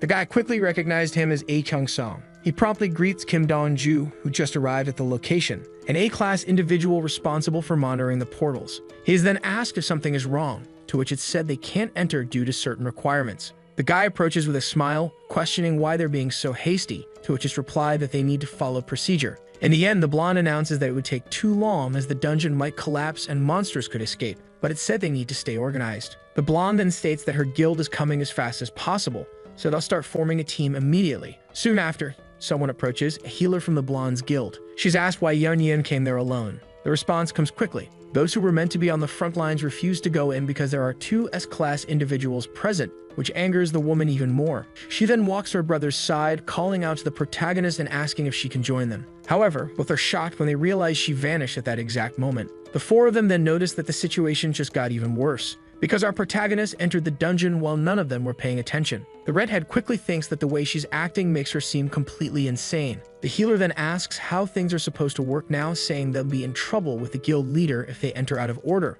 The blonde immediately questions what she means, saying she'll go in as well if things get worse. The redhead replies, saying the protagonist is a complete idiot, and she says she wants to be just like her. She then runs toward the portal, saying she's going in, startling the red-haired man. He grabs his sister, asking the officer to help him while the girl thrashes like a rabid dog. In the end, this is going to take longer than he expected because the protagonist is truly an idiot for doing that, and everyone who follows her is the same. Then someone calls out for Hunter Kim Dong-ju, who asks what it's about. The woman takes the lead and asks if Hyun Choi is really a hunter, to which it's said yes. The woman quickly understands and nods, though with a bit of concern. But the redhead then asks why she's asking that, and she replies that it's nothing important. In the end, everyone is asking about the protagonist, and it's hard to imagine someone actually caring about her, but none of them can enter the dungeon under any circumstances. Even with permission, if Hyun Choi, classified as a C-class, is seen fighting on the same level as an A rank, she'll be suspected of fraudulently lowering her classification and will be sent to prison. In the end, the girl was extremely reckless for doing that in front of a police officer. Soon, a woman approaches and says the dungeon registration has been documented. Then she adds that it's a bit worse than expected. The portal is B rank. However, the power coming from it indicates an excessive amount of energy leaking out before anyone even stepped in. That's why she urgently contacted the association to ask for permission to enter the dungeon, and the blonde says they need to move quickly, or the dungeon might collapse. Then the guy calls out to his sister, who tells him not to speak to her unless it's something important. But the redhead firmly states that the protagonist is in danger right now, so he jumps toward the portal, saying he's going in immediately and will be the first. She immediately follows him into that unknown place. We then see our protagonist walking through the forest, thinking that this is a problem. She has walked for a long time inside this place, but there doesn't seem to be anything here, and she's been waiting for something big to appear. However, something catches her attention in the distance. It appears to be a ruin that she doesn't recognize. As she gets closer, she murmurs to herself while thinking in that moment. In the end, it seems very old and quite interesting to see, as most portals with such architecture are. If it weren't for this place, she'd almost assume it was human-made, but now she questions where all of this really came from. Now that it comes to mind, the young woman ends up wondering how she was able to know where a dungeon would appear, which seems to be another effect of the ring. But soon she turns around and realizes that a creature has finally arrived to face her, something she had been expecting for quite some time. We then see a figure resembling an angel as originally described in the Bible. The girl assumes it's one that looks completely grotesque, and its wings seem far too heavy to carry it properly. but soon we see a sudden burst of pressure being emitted from them. Several crystals begin to form across his body like beams of projected energy. These are then fired in the girl's direction, as she's the monster's enemy. She's able to dodge them with extremely high agility. Quickly, she evades the incoming attacks in succession, all while maintaining a serious expression. Then Choi jumps toward the monster in a single leap. The creature is startled by this. After all, the girl truly is powerful. With her fist ready, she declares that the creature won't be able to do anything after what's about to happen. She tells it to die as quickly as possible, then strikes and crushes the eyeball of the winged monster. Even with a large amount of ketchup-like fluid spilling out, the creature still screams in pain at that exact moment. The girl notes how loud it is. Even without a mouth, it can still produce sound waves somehow. We then see the massive creature finally crash to the ground, breaking everything around it. Hyun Choi assumes that things have gotten a bit quieter now, just like she wanted. However, the monster keeps grinding in pain as if it's not dead yet. The young woman approaches, realizing the creature is still trembling, which could mean it's still alive, stronger than she expected. In the end, that's great. After all, it would be a shame if they all died in just one hit. However, Choi starts wondering why there's only one of them, when there should be more in this place. Suddenly, she hears a scream coming from behind at that exact moment. She turns around and says that the time has finally come, since the scream served to summon its companions. But as she looks up, she's surprised to see a massive number of angels staring down at her. But she doesn't seem worried because they're extremely easy to eliminate, and now she assumes there are more than she originally thought. All the creatures ready themselves with wing-shaped blades. The girl notes that they're all attacking at once, which is completely unfair. After all, she's totally alone. However, the creatures don't seem to care and just charge forward all at once, and she's able to dodge it all without any visible difficulty. She then leaps back in a single jump to create some distance. We see her laughing at the situation, since all these skills are being targeted at her, yet they're not homing attacks. In the end, Choi keeps smiling, analyzing the situation as she runs around the area. After the first strike, they need at least 10 seconds to recharge, and that's when they stop attacking. At that moment, one of the creatures is eliminated instantly without any difficulty. Then several others are slashed down by the protagonist's hand all at once. Quickly, she falls to the ground after having taken out a good number of them in just 10 seconds. Even without having any kind of blade on her, Choi admits it's not as inconvenient as she had thought. She stretches a bit and says they'll start again. However, the status window appears in front of her, stating that her stats have increased. She's shocked to see that suddenly, many of her stat points have gone up. She turns around silently, since the situation was truly unexpected, and it had been a long time since she saw something like that. In the end, the reason must be that these creatures are much stronger than the monsters she'd been facing in the illegal dungeons lately. Soon, we see the monsters getting ready to charge at her once more. However, the girl remains silent for a moment as she processes it all, until her smile finally returns, realizing she has a chance to gain much more strength thanks to the sheer number present. We can see the healer looking extremely concerned since the hunter just left the area. She then asks if they still don't have permission to enter, to which it said the authorization will come soon. However, the redhead ends up noticing something. It's the hunter Kim Yeon, who seems different from usual. The blonde says that her brother actually went to save his girl, and in the end, shows how romantic that truly is. Her expression shifts into a clear threat, saying she'll see it for herself, though they try to stop her. Still, the woman jumps, saying it all sounds way too fun. The officer even tries to stop her, saying things aren't working properly, and the healer apologizes to the authority present. But the blonde says that if anyone asks, her brother will take the blame for going in first, and with that, she says goodbye. We return to inside the portal, where we see a hand in motion. It slices through one of the orbs with ease. This is our protagonist, who continues to grow stronger by eliminating the angel-like flying creatures. We can see her face showing clear satisfaction, as she hasn't felt this way in a long time. As they fall to the ground, she can feel all of her stats increasing more and more. It's as if a well is filling up inside her, and she can feel something different, like the voice inside her head urging her to keep going as fast as possible. After all, it's not enough to end things yet. She accepts that she needs to kill more and more, no matter what happens. One of the creatures tries to strike her from behind, using its wing-shaped blades. Beams of energy shoot toward our protagonist, who is midair. She reacts fast enough to use them as a platform and shifts her position in the air, as she thinks she needs more power, no matter what it takes. Because once she gets it, whatever is inside her will finally awaken. Gripping a wing, she asks if that eye is really the last one around here. Then with a psychotic tone, she asks if there are no more of them, because she still wants more bloodshed. The protagonist is clearly torturing it with the wing, while the monster keeps screaming in pain. But she shows no remorse and tells it to keep screaming, because its friends will probably come to save it, no matter what. They both fall to the ground, with the protagonist looking pleased. She tosses the severed limb aside and calls for her status window. In the end, her strength didn't increase as much as she thought, but that must be because of the small number of creatures there. She then glances to the side, noticing something that instantly grabs her attention. She assumes, as expected, there are still plenty left to eliminate. She taps the ground with her foot and says they'll continue. Then she runs excitedly toward the flying creatures. However, suddenly, we see something soaring through the sky. It grabs her attention too, leaving her confused at first, until she realizes they are stone projectiles being launched at the monsters. Their sheer force causes them to fly at extreme speed toward their targets. We can see the monsters freeze in place from the shock of the incoming attack, and then they're taken out in one strike by the impact of the projectile. Most of them that were there to face the protagonist didn't even get a chance to fight back. The girl thinks that this can't be real. After all,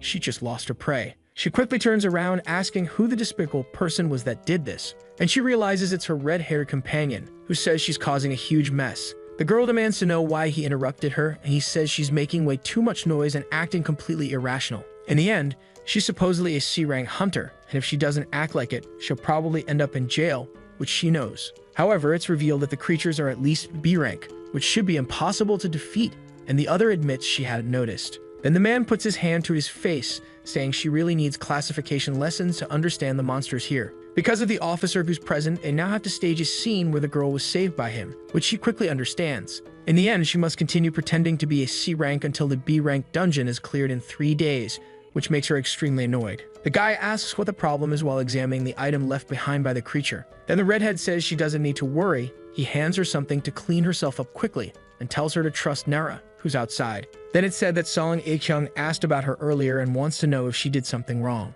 Upon hearing that she didn't, the girl explains that it was simply an act of self-defense, surprising the guy, who asks what exactly she did. With a smile, the girl admits that her boyfriend ended up leaving with a pile of thorns in his back, so she gave it all back to him, only 10 times worse, leading to his death. She's asked if anyone else knows about it, to which she says no, since she eliminated everyone else who might have found out. But the guy gets extremely irritated, even messing up his own hair, and sarcastically says he's proud of her. He admits that he never liked her anyway and was only pretending because he didn't want his sister to find out he was looking for secret dungeons. And at that moment, the blonde was already at the scene and had heard everything that was said. Her hand immediately flew to her brother's face as he stood in front of her. We see both of their bodies hit the ground at once with a powerful impact. The blonde was completely unscathed, but her face was absolutely serious. She held her brother down, keeping him pinned to the ground. The redhead quickly realized the situation had just gotten even worse than expected. The woman immediately called out to Choi, asking about what her brother had said earlier, because she wanted a detailed explanation of what was being discussed between them. We're then shown a past scene where it's announced that the guild leader of Hwodian had just arrived. Everyone starts getting excited since he was the first person in Korea to clear a secret dungeon. They all wonder what kind of items he found there, and what they don't know is that it doesn't matter where it came from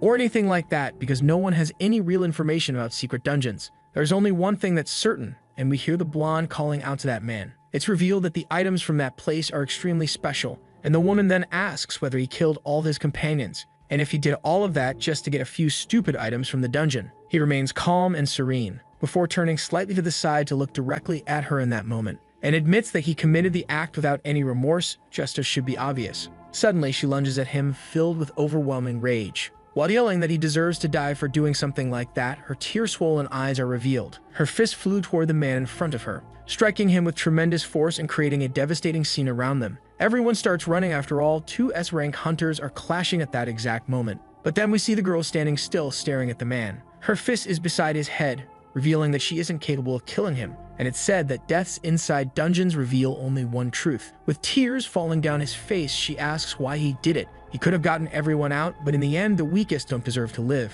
And then she asks if it was because she left Hwodian, to which the man just closes his eyes and tells her to think whatever she wants. That's the only thing she can do from now on. We then return to the current moment where an explanation is being demanded, because there must be a reason why he was searching for secret dungeons with his sister. Our protagonist quickly thinks that Kim Dongju is being suppressed, which means there must be a difference between those within S-rank. But what the woman is truly interested in is the part where she calls herself a real killer. The other girl then figures that must be the reason why he seems so restless next to his sister, and says it's really unfair to be labeled like that, because dying in a dungeon is basically a natural part of daily life. Though her thoughts, she admits she's likely experienced death countless times. And for that reason, she questions why the woman is so sensitive about something that should be routine by now. Then Troy provocatively remarks that she must have seen someone die in a dungeon to be that resentful. The woman then stared at her seriously, asking if that's how she's planning to play this game. The redhead quickly wonders why Hyun Choi is provoking her like that, since there's no guarantee she'll be able to handle what's coming next. Then the blonde declares that the other girl has no complaints left to make from that point on, so she can kill her without any remorse since there's nothing she can use to defend herself. And our protagonist doesn't seem even a little surprised by that and simply says she can try to kill her if she can.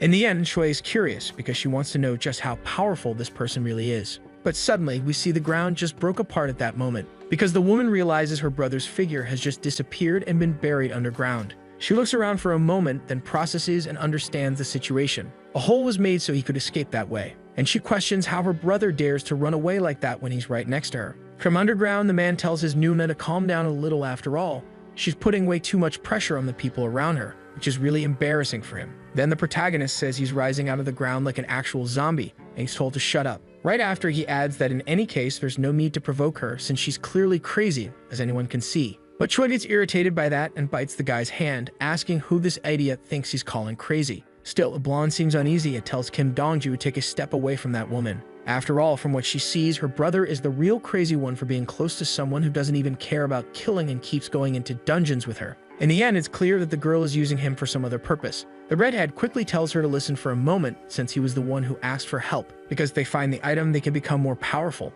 But the blonde scolds him right away, saying she doesn't need that kind of thing. In the end, those dungeons are just illusions. Many hunters have died just trying to find the items he's talking about. He needs to wake up to reality because there are other ways to become stronger besides searching for those places. After all, even she helped him become stronger from the very beginning. Our protagonist is surprised by that, realizing there are other ways to increase one's stats. But she wonders if Kim Dongju wasn't originally an S rank since according to Nara, he awakened that way. And we see that she notices an attack coming toward her at that exact moment. But she couldn't dodge it completely since the blonde was already attacking with her sword. We then see ketchup flying off her face at that exact moment. The guy is shocked by the scene unfolding right in front of him. He screams his companion's name as he realizes the situation just escalated into something worse. But the blonde says a C rank shouldn't be so confident, because inside a dungeon, none of that matters. Then we cut to the outside where we see the portal. The healer is outside, clearly tense about the situation. And the officer is visibly even more anxious, wanting to go in to see what's happening. In the end, the girl can barely breathe. After all,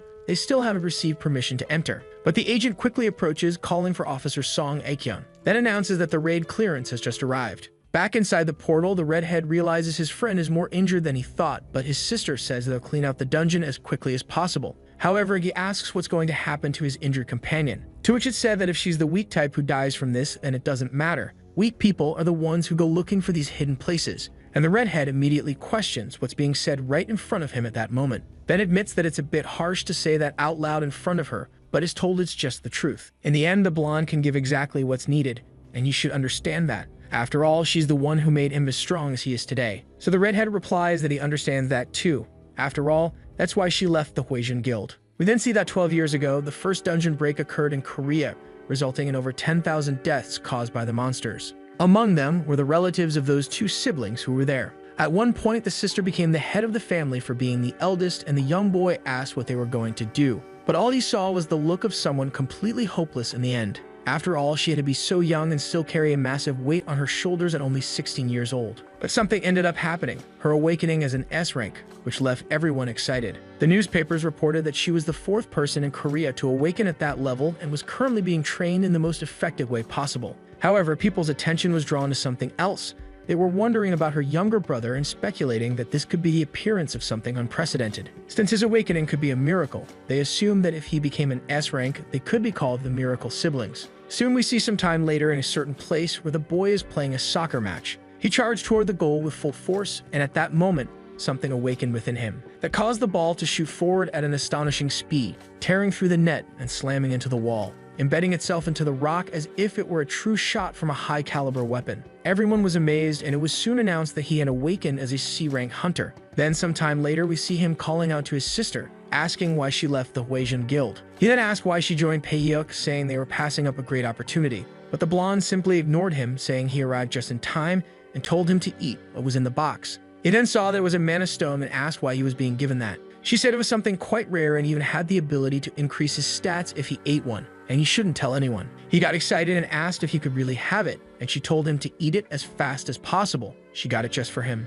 In the end, it was hard to bring it there, but she promised to get several more. And in exchange, the boy should not report his awakening until he reaches S rank. That surprisingly annoyed him, and he asked how he was supposed to keep hiding it, Since he wants to train and take on missions properly, he was told that it was a condition for entering Peiyuk. In the end, only people who are useful can obtain that kind of mana stone, and she had heard they came from a secret dungeon under their control. Currently, Dongju is C rank, and this is his chance to become someone incredibly powerful, which is a great opportunity. But the boy still remains skeptical after all. He didn't need that since he believed he could become a strong hunter without it. The blonde claimed he would end up dying because he was currently too weak, and said if he wasn't strong, he'd lose everything. She explained that this was the reason their father and mother died. Both were too weak for this world. In the end, if he doesn't want to die, he has to become more than he is now. And she promised to make sure that happens for him, then asked if he understood because she loves him deeply, and that's why she's making this sacrifice. The boy immediately understood and agreed to do it because it didn't matter if his sister was right or wrong,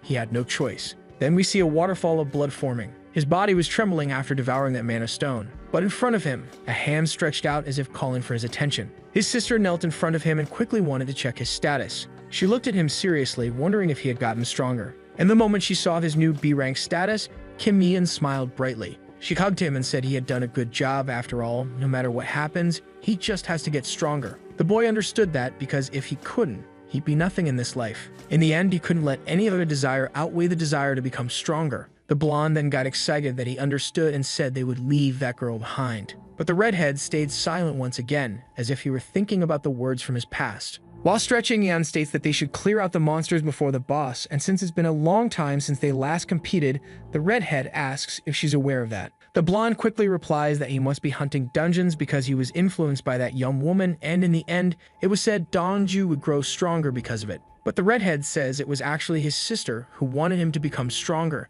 and yet she stopped looking for those dungeons. She then explains that this isn't the kind of place you go just to get stronger. And what kind of sister would she be if she stood by watching her brother walk toward death? And the redhead could only smile in that moment. After all, if you're not strong enough, you lose everything, which means she still thinks he's weak. But now he's done caring about that way of thinking from her, because no matter how strong he becomes, she'll always think he's weak. And because of that, if she's going to keep thinking like that, then she can leave whenever she wants, because whether he lives or dies, he's going to keep going. Suddenly, the blonde pulls her sword at that exact moment. She then asks if he's really going to keep looking for secret dungeons, to which he confidently replies yes, and says that if she wants, he'll tell her all about it once he gets back from one. But his sister immediately leaps toward him, her sword ready to kill. She assumes he must not care about his life at all if he's so willing to die one way or another, but in the end, the result will be the same. However, the boy responds that he doesn't plan to let himself die in a place like that, not now. Then the rocks around him begin to shift and rise into the sky, launched toward his sister, who watches it all from above. In the end, she admits that this is a bit troublesome, after all.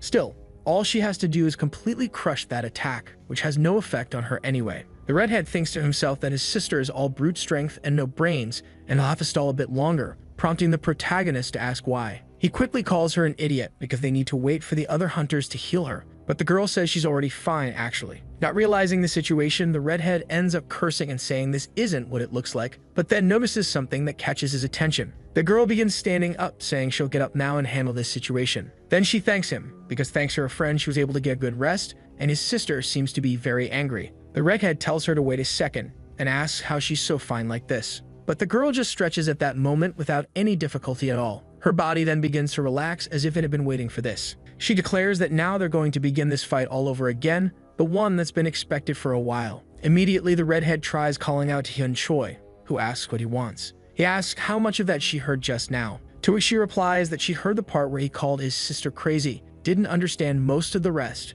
but says it was good entertainment at least. She then recalls his words, saying he's tired of how she sees him, because no matter how strong he becomes, she always thinks he's fragile. And that's why, from now on, she can just leave because she clearly doesn't care if her brother lives or dies. Dongju is hit with a harsh reality check in that moment, like the world just collapsed around him. He shouts that she heard everything from the start. We're told he was completely embarrassed on his own. We then flash back to a few seconds earlier when the stones were flying in that direction. In the end, if you fall back, then you're no better than dead, and that's what happened to their parents and friends. She questions if her brother still can't understand that since she did everything she could to keep him from suffering the same fate, and then wonders why he looks so sad. In the end, it seems she's saying she'd rather choose a death by her own terms. And if he's not that obsessed with that woman, then why does he keep doing this kind of thing? It's still a mystery to her. And if he's really planning to walk into death by seeking his secret dungeon, then she has no other choice, besides getting him out of there as quickly as possible, so that at the very least she can recover his body and give him a proper funeral instead of letting it be devoured by the creatures. Next, we see a massive explosion occur at that very moment, until she's caught off guard by the sound of her brother's scream, grabbing her attention. She wonders if he ended up getting seriously hurt, but in the end she can't see anything because of the thick curtain of smoke. She falls to the ground, questioning what just happened to her to make her scream like that so suddenly. But as she gets closer, something enters her field of vision and startles her. It's our protagonist now questioning if she came down there on her own, while internally wondering what's going on. Our girl promptly states that she was literally thinking about how to get the other one to come down, and the other insists it's impossible for her to be standing. Even with her energy drained, that attack should have been lethal for someone of rank C, but she's completely fine. She then tries to check the girl's status, but realizes it's impossible to do so even with her S-rank level. The blonde can only ask herself if Choi is also classified as an S-class individual, but admits that even that level of power wouldn't be enough. She says the girl must be using some item to hide her true power, and realistically, she's probably just A rank, not much more than that. The redhead steps forward, telling her to step aside since he'll handle the situation, but she says she can help. However, her companion quickly says this is his fight, so she should leave, to which the protagonist responds that she's stuck there with him. Still, the blonde remains skeptical, with a sharp gaze saying the protagonist must have a reason for seeking his secret dungeon. The girl then announces that the fight is about to begin. The redhead even tries to call out to her, but in a moment, she's already face to face with the enemy. She prepares a punch, telling her not to freeze like an idiot in the middle of the battlefield. And as her fist moves forward, it's clear the sister doesn't look surprised at all by the incoming attack. In the end, this woman was supposed to be a rank C until recently, but somehow her stats have increased at an alarming rate. Or maybe her regeneration speed is bizarre even for her own attacks. This kind of power doesn't come just from awakening. At the moment her fist stops right in front of her, the blonde thinks there's only one possible explanation: that the girl must have entered a secret dungeon and then pushes her back with a mysterious force. She turns her gaze in that direction, trying to see what's pulling her, but it was just a simple energy force throwing her toward a nearby rock. The redhead promptly saw his friend crash hard against the wall and tried calling out her name once again. She then starts coughing, wondering what kind of ability this is. In the end, Trey didn't notice anything coming her way. She looks forward, feeling as if something grabbed her from behind, until that same sensation returns, now from above, raking the area around her and slamming her into the ground at that exact moment. She's being pulled downward as if by the gravity of another planet, even shocked that the woman can change the direction of force. As she looks ahead, our protagonist realizes it's getting harder to breathe and she won't be able to stay conscious. Now she can barely move, as if her entire skeleton is being crushed downward. She compares it to a mountain smashing her tiny body at that exact moment. The blonde says she expected too much from her in the end, that she really acted like she had so much strength, and even with those dungeon items helping her, they won't make any difference. Our protagonist quickly tries to stand up, telling the woman to watch her mouth, because that annoying pressure can be overcome if she starts applying just a bit more strength. But the woman tells her to stay down because if she pushes too hard, something bad is going to happen. However, our protagonist doesn't listen and her arm ends up being broken at that exact moment. Soon we hear a scream of pain echoing through the area, while the woman says she warned her, just a little too late. But we quickly see our protagonist regenerating, her breathing still heavy. The woman remarks that she healed pretty fast and says she can keep doing that, but that's the only thing she'll be able to do. Next, the redhead calls her name, but his sister tells him not to go near her under any circumstances. The guy says that's enough, this won't change her mind if she keeps going, but the woman insists she'll continue crushing her until she can't be saved anymore. In the end, he should forget about this whole idea of hunting secret dungeons, and so Yeon will do him the favor of letting the protagonist leave there alive. He now has to make a choice, which shocks his brother even more, leaving him paralyzed by it. The blonde puts her hand on her forehead and says he doesn't need to worry.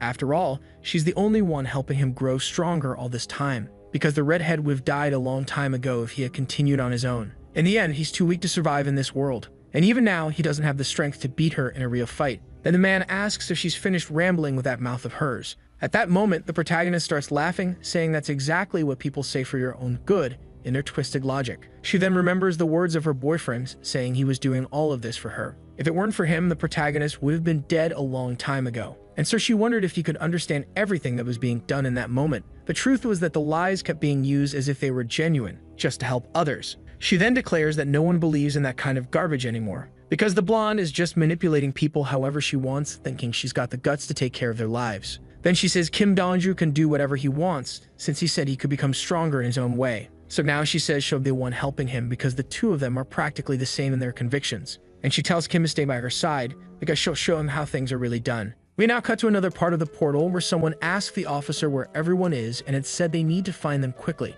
The healer says Kim Dong-ju seemed really cool earlier since he went in there without hesitation just to save the woman. In the end, she's thinking that the mess happening in Pegia won't be that big of a problem after all.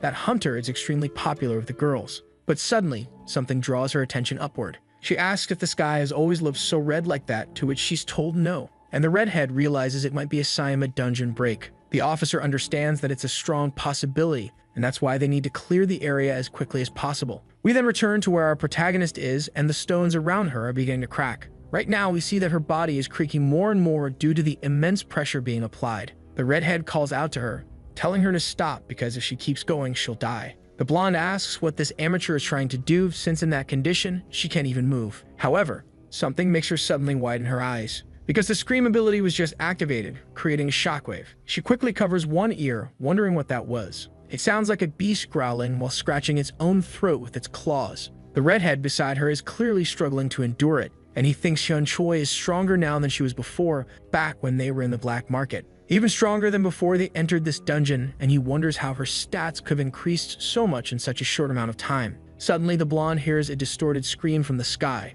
A huge number of monsters appear all at once, and she realizes it must be a skill that lures enemies. It's said that she really does have talent after all, which is a shame, because if it weren't for her brother, they might have had a good relationship. But she realizes the situation is more serious than she initially thought. After all, judging by the numbers, everyone seems to be planning to attack her in order to escape her ability. However, she knows that they're all just rank C, which isn't impressive, and she questions whether she should go look for the boss herself. Our protagonist appears quite impatient while they try to stop her using all those monsters. She then smiles, saying it's fine because this way she can hunt as many as she wants. Soon, the creatures began preparing their attacks and letting out cries in that moment, and the blonde noticed that all those wings were beginning to glow as if they were weapons. Quickly, the first creature fired its glowing feathers in that direction, and all the other angels followed the same instinct to fire at their main target. Completely thrilled, the warrior started running, saying it had been a long time since she had a fight like this. But just as the attacks were getting close, something suddenly caught her attention, and she instantly recognized something that made her freeze in that moment, because those bastards weren't shooting at her, but in another direction, that being the place where our protagonist currently was as she shouted. The blonde was shocked by that and widened her eyes once more, and she wondered why all the attacks were heading in that direction at that exact moment. In the end, the scene was completely incomprehensible, the girl lying there while the attacks came toward her, because she was drawing all the attacks to take them with her own body. And so we can clearly see the blades finally reaching that spot, soon striking the ground and hitting her all at once. The woman thought she was trying to break the ground and that this was the only way to escape her ability. And we can clearly see that Choi wasn't left unscathed either, since many parts of her body were being hit at that moment. Her entire body continued to be pierced by those spears of light coming from all directions. Then a ketchup-like bloodbath began at that exact moment as she raised her hand. The blonde thought that even though her regeneration was strong, she should still be feeling pain. But what kind of life had she endured to make such a reckless decision without hesitation? However, even so, they would still be unable to destroy her ability, because no matter how many there were, a rank C is still just that. But suddenly, her eyes widened in that moment.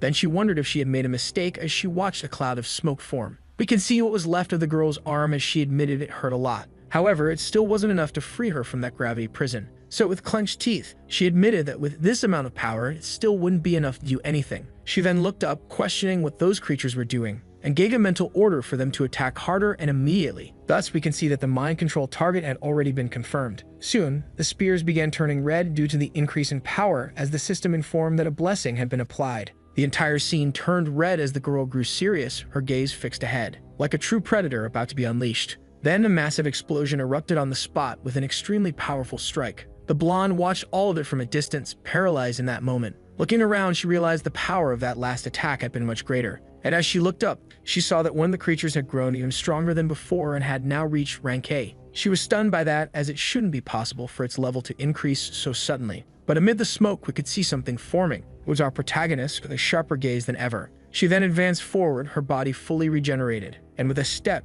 she admitted she thought she was going to die because of her. Quickly, Yema asked what kind of woman she was to do something like that. But the protagonist just laughed, saying she didn't know either, but she was certain of one thing, that she was going to die here and now, because there's no way a rank as body could survive with that many spears coming at it. And so we see that both of them had just taken massive damage from the attacks. Kim Dong-ju at that moment was paralyzed, and he stayed quiet, questioning what was happening. All the creatures continued attacking the two women. He wondered if his sister was really being pushed to her limits, especially coming from someone like our protagonist, who was only ranked A. Thus, all the creatures kept advancing while he couldn't believe this was actually happening, since she was using her own body as bait to draw the attacks toward her, which shouldn't even be considered a way for a human to fight. Our protagonist then threw a punch that landed directly on the blonde's face. It made her grit her teeth in pain, as we could see several holes in her body. Our protagonist jumped toward her again, ready to continue the fight, while laughing warmly with excitement over it. Quickly, a series of blows began as she appeared to be in ecstasy from the battle.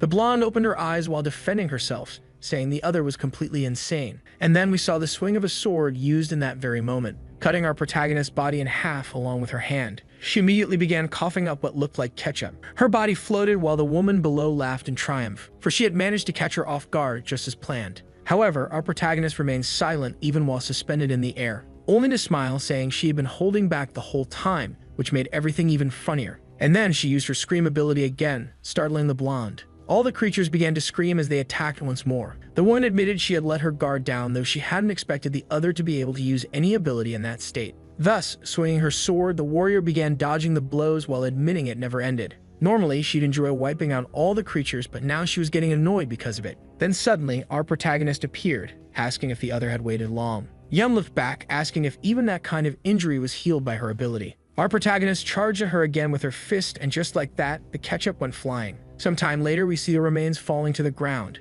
Breathing heavily, she couldn't believe she'd been launched so far by a single hit. That ended up being extremely cowardly, especially coming from someone like the protagonist. And the girl quickly replied that the other was still alive in the end. The blonde realized she was even bolder and crazier than she had imagined, while her opponent admitted that really was the body of an S rank. However, even with part of her head missing, our protagonist admitted she had taken many hits but still managed to survive. The older woman said to take a look at her own body before talking about others and asked how she wasn't dead. And the girl then paused for a moment to think. She then acknowledged that it's not really possible for someone not to die after all. She had already died once before. The blonde quickly assumed that this was true immortality. She had heard that items like that are hard to come by and usually can only be used once, which the girl found quite interesting. However, those who use them often throw their lives away just like she did, meaning the protagonist is completely insane. And so the young woman decided to ask what she was really aiming for with all this. But the real issue is that she's too dangerous to be near her brother, while inwardly admitting she can't move her body. Choi then said she had a massive brother complex, and because of that,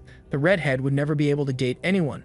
Not that she cared. But the real problem is that her dear brother's life is currently at risk. And for that reason, she would have to use something she never wanted to from the beginning. No matter what, she would make sure to kill our protagonist right then and there. The rocks around her began to float, a clear sign of what was coming. She declared that Kim Dongju should stay away from her, since she had no intention of letting him die along with this fight. The man quickly shouted that her body wouldn't hold out, but the protagonist calmly stated that she didn't mean to act so intensely. After all, she couldn't even move her arm. All the angels watched from a distance at that very moment, while the protagonist admitted there would be no problem moving forward, because this time she would make sure to kill that hunter no matter what. With an incredibly fast stomp, the girl launched herself, while her blue aura radiated through the air, signaling the use of her ability. The screen was used once again as she ran toward her opponent. All the angels began advancing and attacking the already injured blonde. It is said there is a type of gravity that erases everything from existence, this being the 0 point. She truly didn't want to use that ability, but with no other ideas, she asked the protagonist to come as fast as possible, because she's about to erase her existence.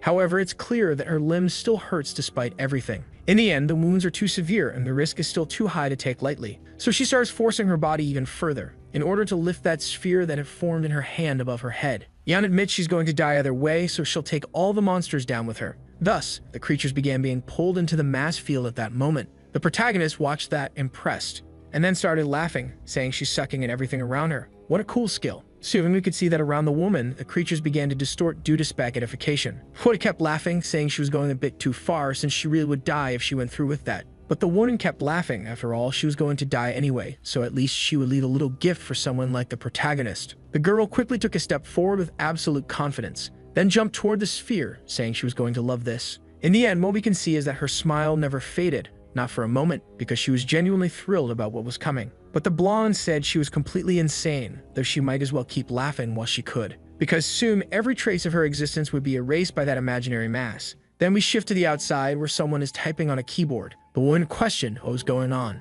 because what was supposed to be a rank B dungeon was now escalating to a much higher level. In the end, she realized it a bit too late, and at this rate, the dimension might start collapsing at any moment. The woman quickly called the HQ responsible for dungeons and said she was requesting an immediate evacuation, We then return to the interior, where the black hole now has a reddish hue. The entire sky within that dimension is now completely agitated and collapsing. The red-haired man quickly began noticing everything around him, realizing the situation was worse than expected. Because the dungeon was beginning to break apart at that moment, the sky quickly cracked due to the immense amount of energy, and a burst of light appeared in the sky. An exit for the monsters, opened by the energy of a single hunter. We return to the policewoman who is running, and it said she's feeling that something is off as even breathing has become difficult. Above the sky, it's visible that monsters are being pulled in one direction, as if being dragged. In the end, this was supposed to be a level B dungeon, but all the others were supposed to be just rank C monsters. Even so, the woman can't even see their levels, which means something strange is happening right at that moment. She then becomes frightened, not understanding the scene in front of her,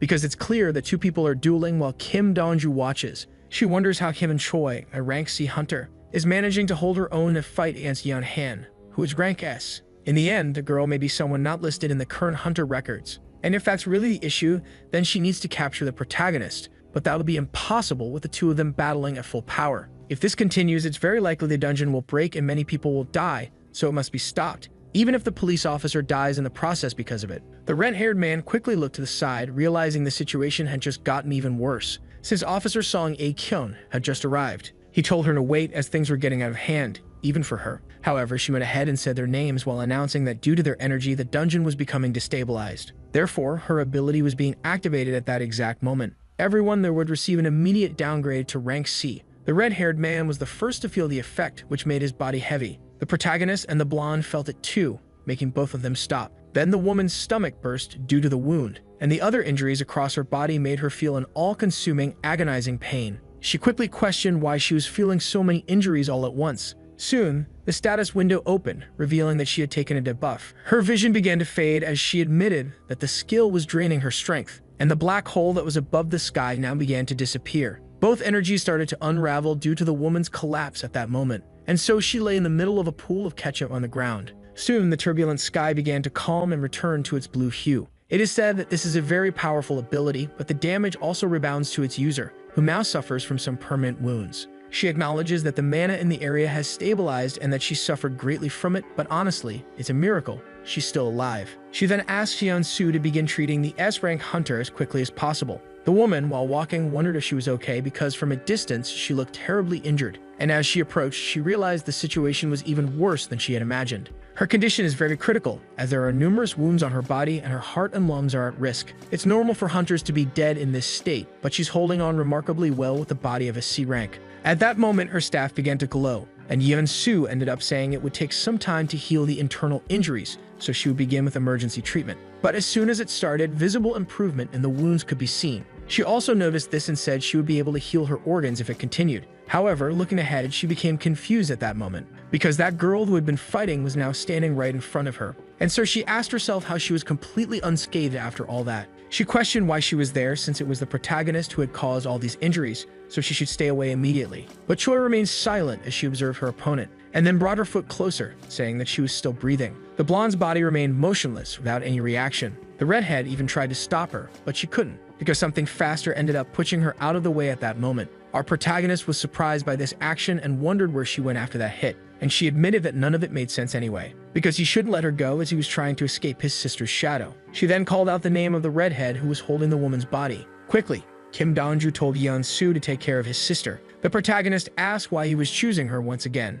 since his sister was finally leaving, which would allow him to gain his freedom, so why not accept that? But it was said that it wasn't a matter of choice, because no one would let a family member be killed in front of them. In the end, the redhead admitted that he simply couldn't do that, and the protagonist immediately stated that he should have said that much earlier. After all, she truly wanted to set him free. Then Dong-ju decided to ask what she meant by that. He must be tired of his current situation, where people always say they're doing things for his own good, but the worst part is that they make you believe it too. In the end, she only understood that after dying and killing countless times, freedom is something magical and unique. It can only be obtained when you step over someone yourself, and that's what she wanted her friend to feel, the true liberation that she once experienced. In the end, Dong-ju is still chained to his sister, and should try to break that chain to finally achieve the long-dreamed freedom. Then Choi understood that it must be hard to grasp at first, but once it's close, everything becomes clearer. This is his real chance to finally gain his freedom. With a melancholic tone, she admitted that the young man is capable of doing it, and she stated clearly that she will help him,